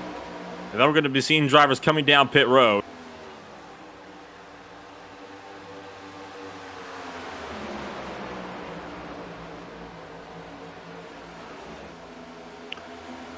And now Kozlowski tried to look up the inside of Schaffner. That backfired, though, and instead let Carl Dodson through. Bitts goes through. Levine goes through.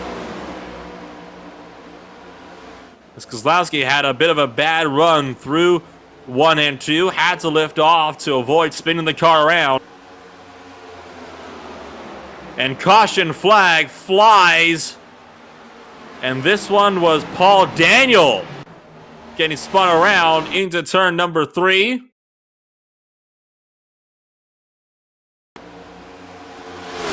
Take a look at the replay here. RJ Root's with him, and just kind of comes across the line there, but RJ Root didn't fully have the line either.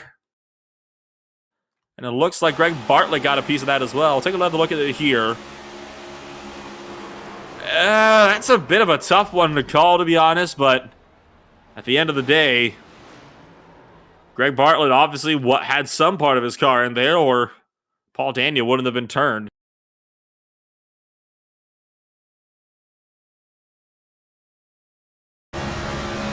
On board with RJ Root. Yeah, I think at that point you kind of have to lift a little bit. You got to give a little, you got to take a little, especially on a track like this with a package like this. Meanwhile, pit stops underway. And we'll see who leads this field out of pit road, and we start to see already a couple of drivers exiting their pit stalls, as there goes Kenny Powell with Josh Schaffner right in behind. And Kenny Powell will lead the way out of pit road. Now the thing is, I'm not so sure they're safe to the end on fuel from here. Fuel tank's roughly 4 to 6 laps. There's 47 laps remaining at the line. So this could very much come down to how much fuel people can save under this caution period, and if there's another caution later on down the line. We'll take a quick step away. We'll be back with you guys in a few moments.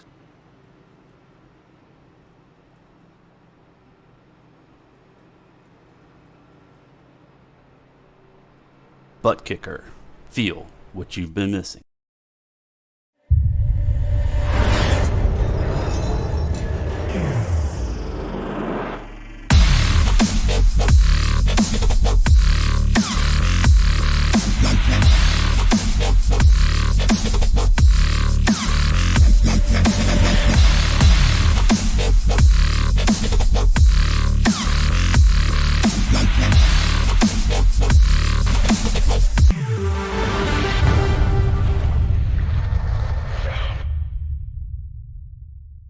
Get yours today at TheButtKicker.com, and be sure to use our 20% discount promo code ISCA20.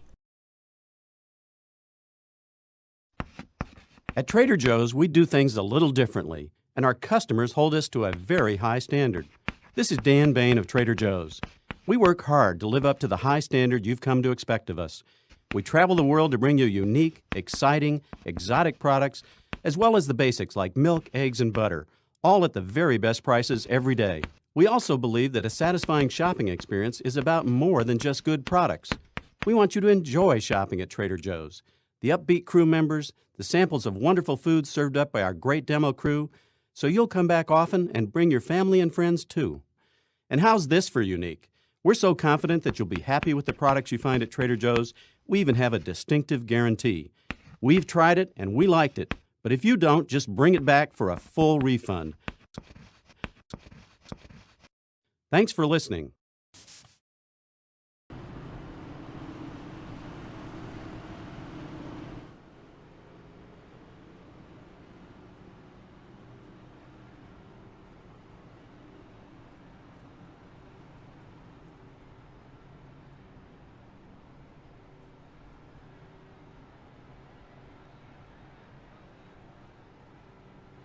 Well, some interesting developments when it comes to the pit strategy call. I was just talking about how you had 47 laps to go, estimated 46 laps of fuel. You could potentially save a bit under caution. A few drivers, though, not wanting to take that risk. Among them, Noah Bitts, as well as others. And actually, it's a bit of an interesting run here because you got guys like Ray Wachinski, Andrew Grisbaum, Souza, Pattengale, Bartlett, Levine, Dodson, Barnes, and Kozlowski all coming in for extra service under this caution period. So this will definitely be a rather interesting race if this comes down to a fuel mileage race like I think it might for these guys that stayed out in front.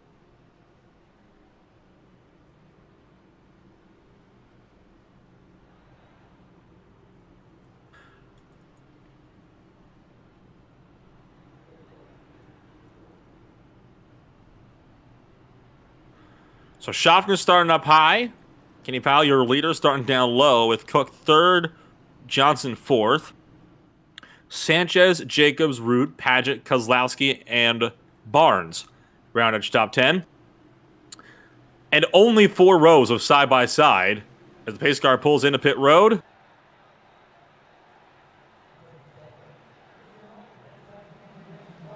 And we go back to green.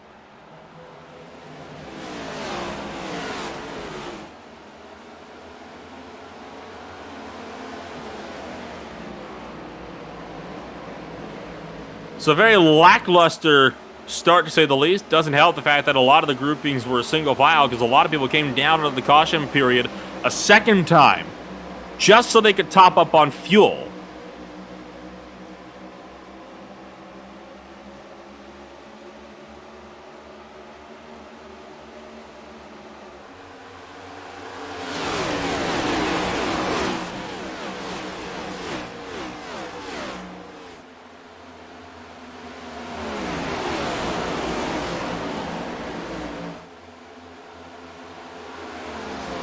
Further behind, you see guys like Al Kozlowski starting to duke it out with guys like Carl Dodson and Justin Levine as the guys that took that extra pit stop starting to claw their way back through the running order.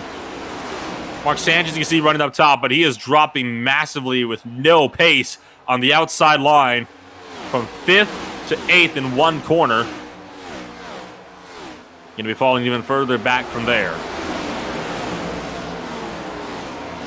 Up in front, RJ Root has a charge on Corey Cook. He'll take that one around the outside line with Jeff Barnes going with him. Chris Johnson, their next target, running third.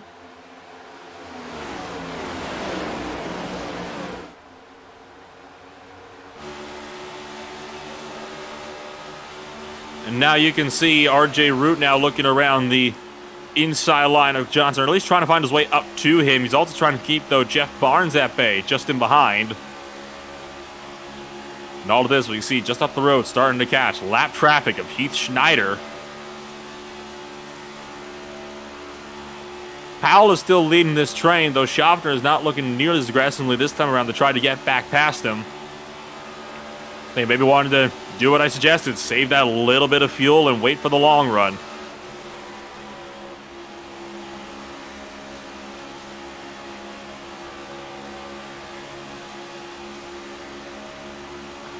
So close to the outside wall at a turn 2 for Root. He is really trying to use every last piece of track that is at his disposal, and it's helping him here. You can see him closing on up to Chris Johnson. Will they look low through the dog legs into turn 1?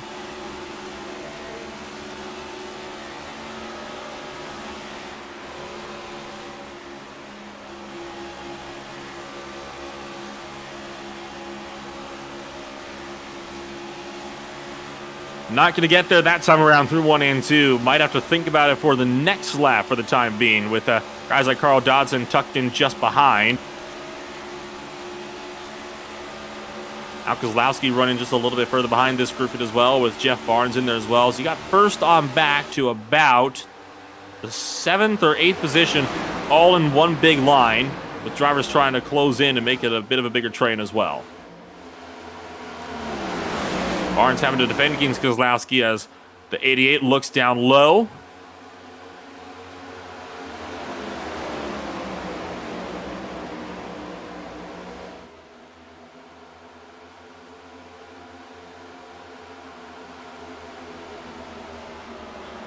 Kozlowski now making it 3 wide down the front straighter through the dogleg, picking up 2 for 2 down in the turn number 1. And look out for RJ Root, still kind of sandwiched in the middle with Jeff Barnes up top. Levine going to go with Kozlowski here on the low side as throughout all of that, Jeff Barnes took the outside line to his advantage and pushed his way all the way around, trying to come down, but not clear. And the 88 car going to work his way up into 4th now.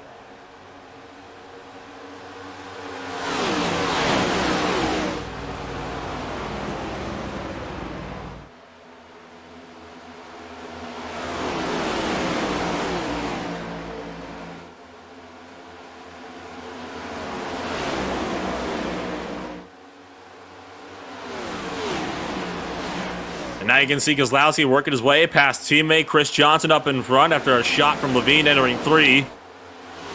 So Johnson will lose 2. Kozlowski plus 1. Trying to put that 88 car just a little bit closer to victory lane.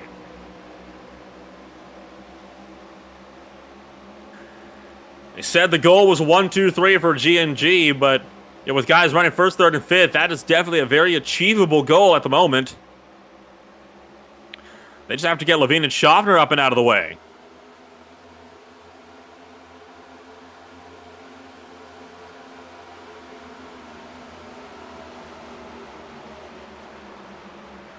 And Justin behind, guys like Justin Levine starting to clutch and coast a little bit, entering these corners. Trying to just back them up a little bit more, save that a little bit of extra gas. You want to make sure that you have the fuel to battle in the end. Schaffner looking low on Powell. Thought they were about to take a 3 wide almost into turn 1. They opted against it, though. As Paul Daniel will now lose a lap to the leaders. You see, as a result of all of this drafting up here, now 13 cars in this leading train. And that is, by the way, 13 out of the 22 still on track.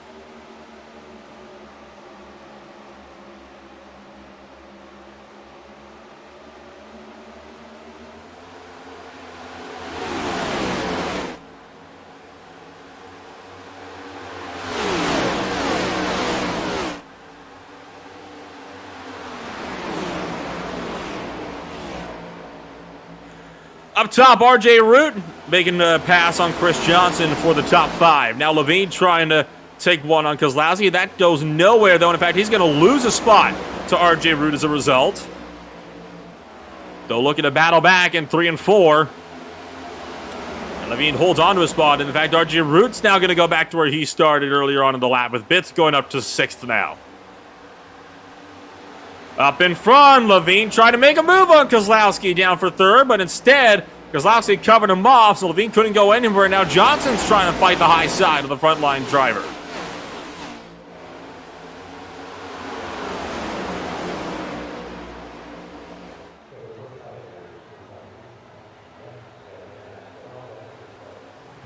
You get all of these drivers tucked up in line. It's only going to take one guy to cause everything to break loose here. If one driver pokes on a line and makes a move that's a touch too aggressive, then it should be.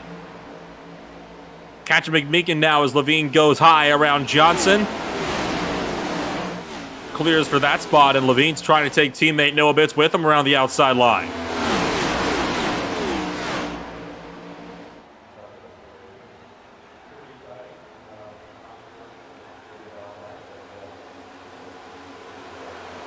Levine still working on the G&G duo, running 3rd and 4th. But just not able to quite get around them. So Chris Johnson is going to have to hang with you on the bottom side, which is not good news for him. He's going to have Al Kozlowski to help give him a draft, but it's not an easy run. Schaffner going low. Powell blocks. And all of this is going to keep Levine continuing to slowly claw his way back in front.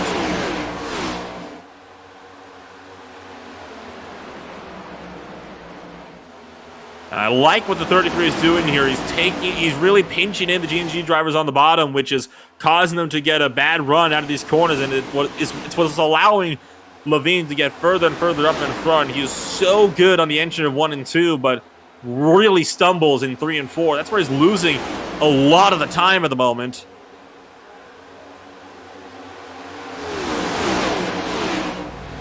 watch the run that Levine's going to try to take here into 1 and 2. Pushes up so much to get alongside, but it's just never quite enough.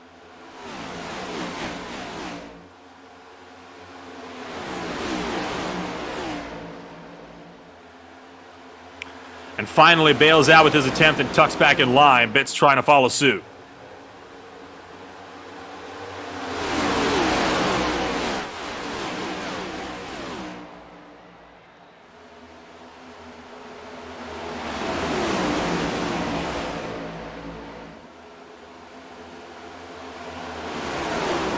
Now Kozlowski given the bumper from Chris Johnson, wanting to push him up a bit further in front of Justin Levine, entering 3. Exactly what they need to do. That inside lane does hold strong all the way on the bottom through 3 and 4. It's really just 1 and 2 that these guys really have to worry about, because that is where Levine is strongest at the moment. But the fact that they're able to be so much more consistent on exit of turn 2 as well as all the way through 3 and 4 is what is really helping these guys at the moment. See Schaffner looking left, looking right, trying to get something going on Kenny Powell up in front. Kozlowski still defending against Levine big time for the final podium position. And 25 laps to go from Texas.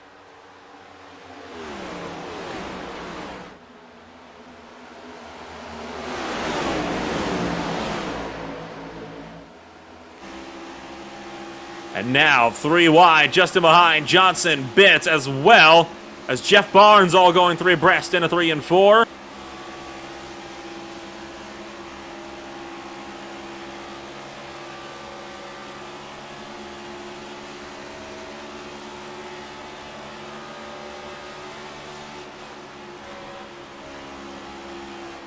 Levine still looking to work the outside from Al Kozlowski, trying to take that 3rd place away, but he's tried this time and time again, and each and every time it hasn't worked out. This time, how about that? Lifting off entering turn 3. I think realizing now he doesn't really have a run through 3 and 4, so he just backs out to get back in line so doesn't burn his stuff up.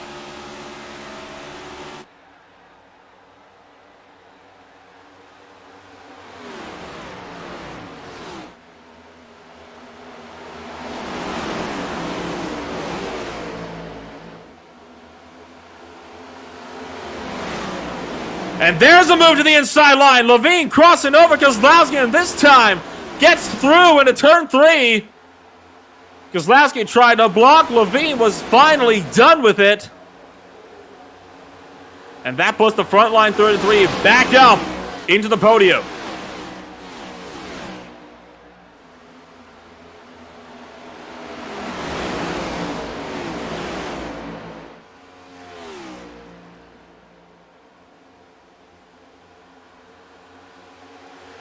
You see Kozlowski still defending against Carl Dodson further down the field as Levine working his way past Schaffner, trying to lean on the door to the number 33, but nothing doing. It's not going to happen as Levine is through to the race lead, or to 2nd place, now trying to go for the race lead inside of Kenny Powell.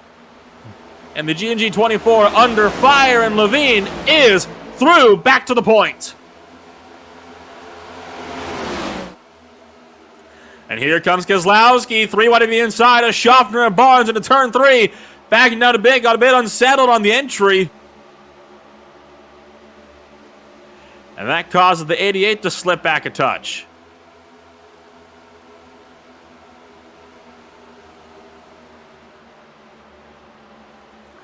Barnes looking low while Powell's trying to get in line with Justin Levine. It's not an easy task, though, for the 24 car, who is still trying to push up and take away a race lead. Kozlowski just wants to get past Barnes to assist his teammate up in front and trying to make a run for that lead.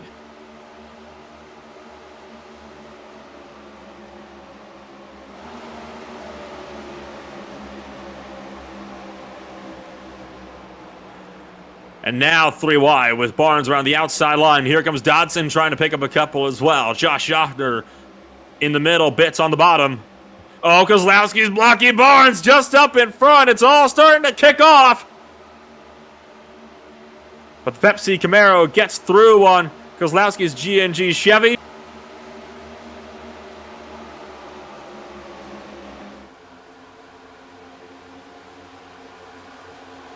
And Kenny Powell has still caught up to Justin Levine as well, looking to get on the back of Levine and see what he can do to try to get back up to the race lead. Still has 17 to go this time by. Meanwhile, Kozlowski continues to work to get around the likes of Jeff Barnes through 3 and 4, and I think this time might have it against the Triad driver.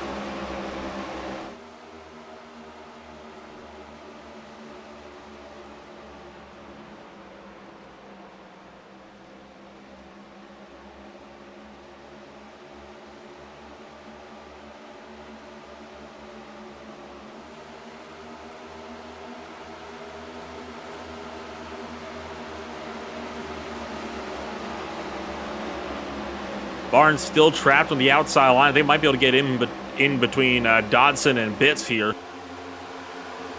One driver coming into pit road. It's Paul Daniel, already 14 laps down, though.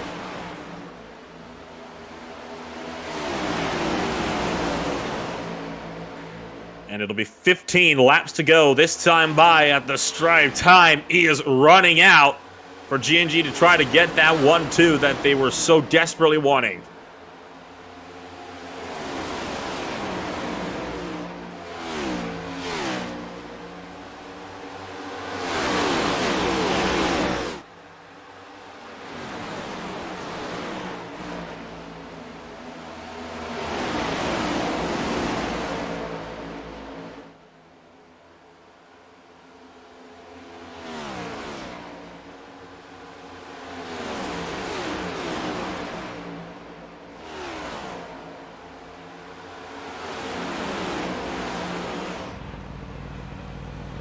And as time starts to tick away, it is, of course, worth noting that Justin Levine is looking to take the points lead away from Chris Pfeffer in this race. And at this point in time, it's almost a certainty that he is going to be doing just that. Looking to defend his crown for 2 seasons in a row. While everybody behind just looking to scrap it out. Bitts, of course, we talked about him before as a serious contender for a championship. If he can put together some race wins or some podium finishes himself. 5th place this time around isn't going to cut it so far.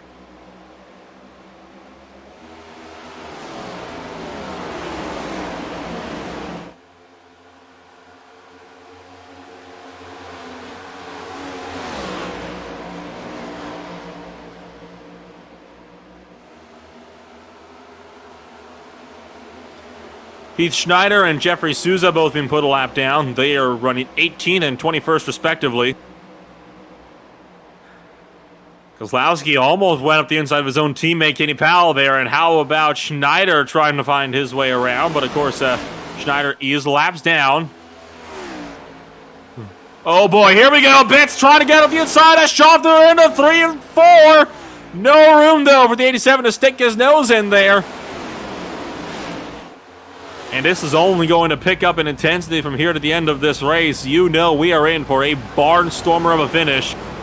Bitts to the inside, sending one up the inside of Josh Schaffner up into turn number 1. And the 87 car is through to 4th. Schaffner was not expecting that, almost wrecked himself in doing so. And that caused the 50 to tumble as Bitts now has got the G&G duo in his sights, trying to get linked back up with his teammate just up the road with 10 laps to go.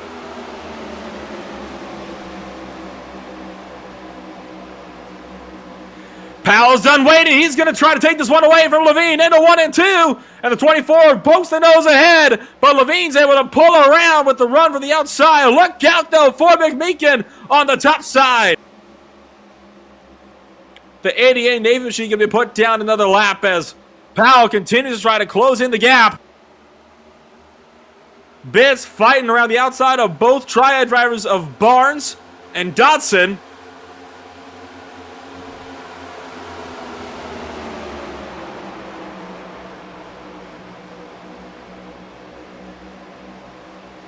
And now Kozlowski done waiting around. He's going to play spoiler to Kenny Powell here up the inside of his teammate, seeing if he can maybe try to find the run.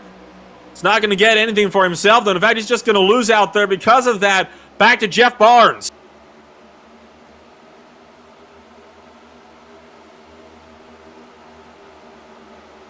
And you wonder if that holdup is what Levine might have needed.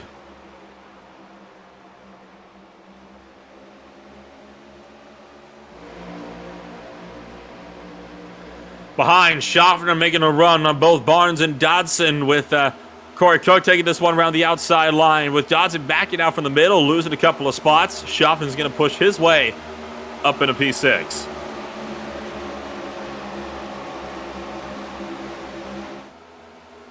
Powell's looking high, has the run on Justin Levine into turn number 1. Bits of the inside of Kozlowski as well. And Powell's got no speed on the top side, pushed a bit too wide up and into the marbles. Gets the drive off at the corner, and now Kozlowski's got to try to keep Bits at bay no matter what. Well, we've seen how powerful that inside line can be through 3 and 4, and that is still going to be the line to be on Powell. Not able to get down. Now the frontline teammates are linked up, and G&G's in trouble here.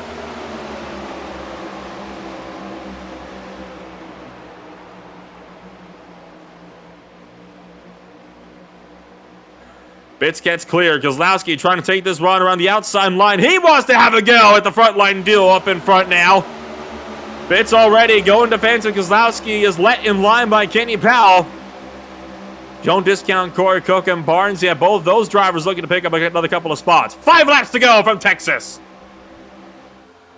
And how about Dodson into the grass behind them through the dogleg? Just managed to get through. Corey Cook gonna have to try to defend now against that triad driver, the number 42. And up for second, Kozlowski's caught up to Noah Bits. Now, does he want to force the issue or wait just a little bit longer?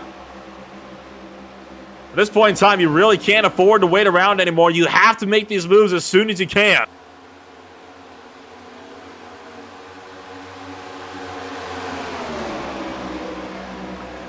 And Kozlowski, rim my mind, down the inside with 4 to go on Noah Bits. Trying to take second away.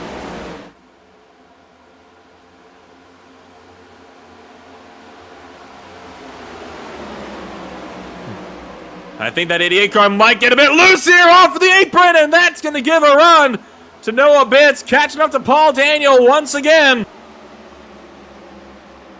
This could get tight here if Bits has to bail. He does not, and he forces the issue.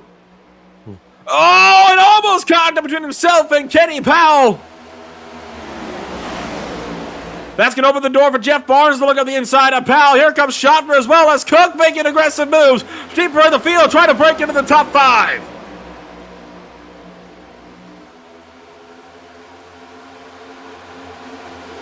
And 2 laps to go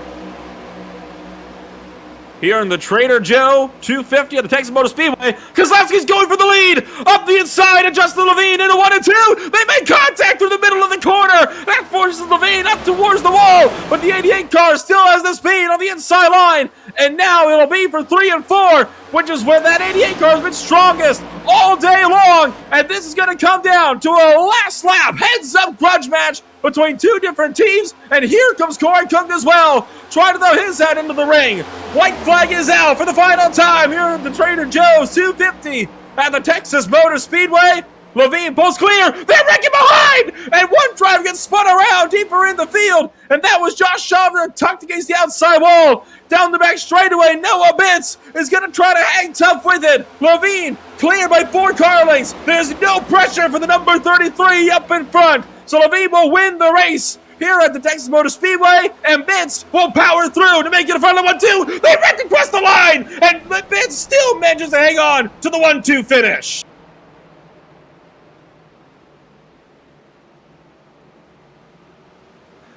What an insane race and a wild finish at that. By far, got to be one of the best finishes we have seen so far on the season.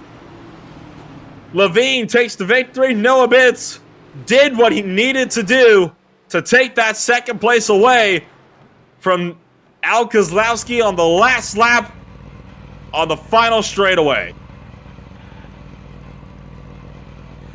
Let's take a look at your official post-race result from the Trader Joe's 250. Justin Levine, your race winner by a quarter of a second. Noah Bits was sideways across the line. Kozlowski wraps out the podium with Corey Cook in 4th, Kenny Powell in 5th. Jeff Barnes will be in 6th place with Mark Sanchez 7th. Carl Dodson rounds out 8th place with Chris Johnson and RJ Root rounding out the top 10. Greg Bartlett down 11th place with Derek Jacobs in 12th. And from there, you're down to cars that were very much off the pace with Paul Olson in 13th place. Greg Wychinski was 14th. Andrew Grisbaum, a much better performance for him than at Rockingham 1 week ago, down in 15th. And Robert Pattengill in 16th. Josh Schofter, the last car on the lead lap. Jeffrey Souza, first car, 1 lap down in 18th place. From there, you got McMeekin and Paul Daniels to round out your top 20. And then from there on out, it's Heath Snyder, Mark Padgett, Don Avery, Kyle Labrie, Dan Shamoon, J.D. Baker, Philippe Radojic, Jason Baker, Dave Long, John Mullins, with Wayne Grossi and Chris Pfeffer rounding out tonight's 32-car grid. And with all of this in mind, let's bring up your top 3 drivers, and we'll give a chat first to Justin Levine, who comes off the back of what has got to be one of the wildest races we have seen in a very long time. And Levine, you are not able to breathe for a second all race long. I'm sure it finally feels good to be able to breathe now that you're in victory lane. Man, I'm still catching my breath right now. Like, Al really put it on, even Kenny. It was a lot of fun, man. That they made me work for it. So what was it like for you? I mean, seeing Al Kozlowski breathing right down your neck throughout that entire final stage. And if it weren't for Noah Bitz, he probably would have gotten you. He was alongside you entering 1 and 2. Did he ever have you looking a little bit nervous? When it was him and Kenny, I definitely thought I was going to get jumped. Just having 2 cars versus 1, it's so unfair. Like, you don't even have a chance against it. And unfortunately, Al had to deal with Noah and I at the end there. And well, with all of this said and done, you have now taken the points lead away from Chris Pfeffer entering this, or exiting this race, I should say. So that puts you back at the points lead, and you reckon that'll definitely help you in your title defense coming forward into the rest of the season? Oh, definitely. I've been trying to get as many stage points as possible, especially with the next gen car. We're all on top of each other, and somebody's mistake can cost you a race, and that's what's been happening to me all season long, and finally got the job done today. And well, a solid run for you tonight then, Justin, and hopefully you'll continue to have more solid runs like this going forward. Before I let you go, anybody you'd let shout out for that frontline 33? Shout out to you. You do such an awesome job on the broadcast. I love going back and listening, and Kenny for putting this on for us, all the admins over at ISCA. Gotta thank everyone at Frontline, Racer Apparel, and Bruzy Racewear. And thank you, Justin, for taking the time to join us up at the broadcast booth. Congratulations on a hard-earned race win tonight. Thank you. And well, no bits. If Levine swept the first place spots for this race with both stages and the win, you swept the second place with second place at both stages and then the race as well. But overall, a solid run for you as well. You found yourself tangling with Al Kozlowski, particularly coming on off of the final corner down into the front straightaway, but you still managed to hold that second place. So what was that all looking like from your perspective at that point? Yeah, that was some tough racing, getting up through the field again. I almost didn't have the draft, and my car wasn't really good enough to really make any power moves on anybody. So having Justin there at the end was really the only reason why I made it in the top 2 here. And so I got him to thank for that. And of course, had there been a little bit longer, I don't doubt you would have been able to link back up with Justin Levine. And had that been the case at that point, would you have continued to help him out to get that win? Or do you think it might have come down to an every man for himself type of situation?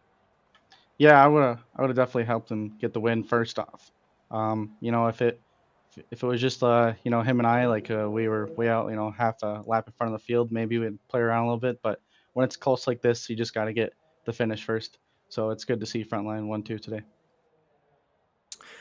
And of course, the next race up is at the Worldwide Technology Raceway, a track that we haven't been to too much in recent memory, but we're going to be going to again in 1 week's time. It's a very unique track at that. What's your thoughts coming on over into Gateway? I'm not sure what to think. I haven't ran the car there yet, but I'm sure it will be a good race. So, like tonight. And well, before I let you go, then, Noah, anybody you'd let shout out for that 87 car? Yeah, the team today, Frontline and Abruzzi, and everyone who puts this race on. I had a blast tonight, so thank you guys. And thank you, Noah, for taking the time to join us up here in the broadcast booth. Congratulations on the Frontline 1-2. Best of luck next week in Gateway. Thank you. And that brings us to the final driver running, and also the driver that has gained the most spots so far all race long. 28th to 3rd, Al. What a drive for you tonight, just being able to power through and finish this race out. Last one on the podium. That has got to feel good for you. Well, Nolan, I've been waiting for this moment right here for such a long time, going from the booth into the car, and I'm like, when am I going to be able to talk to Nolan again? Here we are. I can't believe it. I'm still trying to catch my breath. That was probably the most fun I have had in this car in a very long time. I mean, I know it had to look good. I was mentioning it several times. I mean, this was by far one of the most exciting races we have seen since we've made the switch to the Gen 7 cars, and even one of the more exciting mile-and-a-half races in ISCA memory as well. And with all of that being said, I mean, it really came down to that last lap pass that Noah Bitts pulled on you coming around through 3 and 4. I mean, walk us through that entire last lap and what that looks like for you. Man, it's all a blur. I knew once Kenny got shuffled back there a little bit, I knew I was in trouble. I didn't know if Corey Cook was going to try to help me or help Justin and Noah, so I just held my own the best I could. And when I got to the inside of him, I looked at my relative, and it said Noah was behind him. I knew I wasn't going to be able to pass him. If I just had somebody in the draft behind me, I probably could have passed Justin Levine and put him back there. The whole race, we were trying to, collaborate our moves as a team, and trying to keep Justin and Noah as separate as we could because we knew they're very strong. And I can't take anything away from that 1-2 finish. That's a great finish, but I made them earn it. I didn't just lay back and let them have it. I made them earn it. He certainly did, and with all of this being said, I believe this is your first podium in some time here in the ISCA, so with all of that being said, next week, once again, Worldwide Technology Raceway, we already got Noah's thoughts on it, but what's your take on coming into a track where speeds are a bit slower, shall we say? I expect to see the same kind of aggressive racing as this was. I didn't expect to see this many cautions here, but I do expect to see it just as good as this. There's a lot of practice we have, from Saturday to Thursday, really, if you can start early in practice. And that's what we did with this track is we started early and we got in this and we raced exactly the same temperatures and everything to kind of know what we needed to do. And we raced as a team. G&G is going to come out strong this season. Fingers crossed you'll be able to put together some more solid performances like you did here tonight. Before we let you go, anybody you'd like to shout out for that 88 Camaro? Well, I have to give a big thanks to my whole G&G team. I mean, without them working with me and even during the race working with me, I wouldn't have got this third place position. I mean, I'd have been back there 9th, 10th, 11th, 12th, somewhere. I wouldn't be here. So a huge shout out to them. And I don't think I've ever got the opportunity. I know I sponsored one of these races, but I want to let everybody know about a nonprofit that I have. It's Speedway Angels. .com. What I do is I take children with disabilities to the NASCAR races, take them and their families to a NASCAR races. And I also hold a stop bullying campaign at local schools when I'm at the track. So that's what I do on my off time when I'm not turning left here. Well, both very good causes. Definitely go and check those out for us. And thank you all for taking the time to join us up here tonight. And best of luck next week in Gateway. Thank you, Nolan. And thank you guys for a wonderful broadcast. I can't wait to watch it as I do every week. Well, and that will just about do it for us then here tonight. So for myself, Nola Rempel, along with Rob Melnick here at the Irish Stock Car Association, I want to thank everybody for joining us here tonight for tonight's presentation. Join us on Saturday. Same track, same lap count, same cars. Should be just as exciting of a race on Saturday for the Tucson Sound Art Cup Series. We'll see you all then. For now, farewell.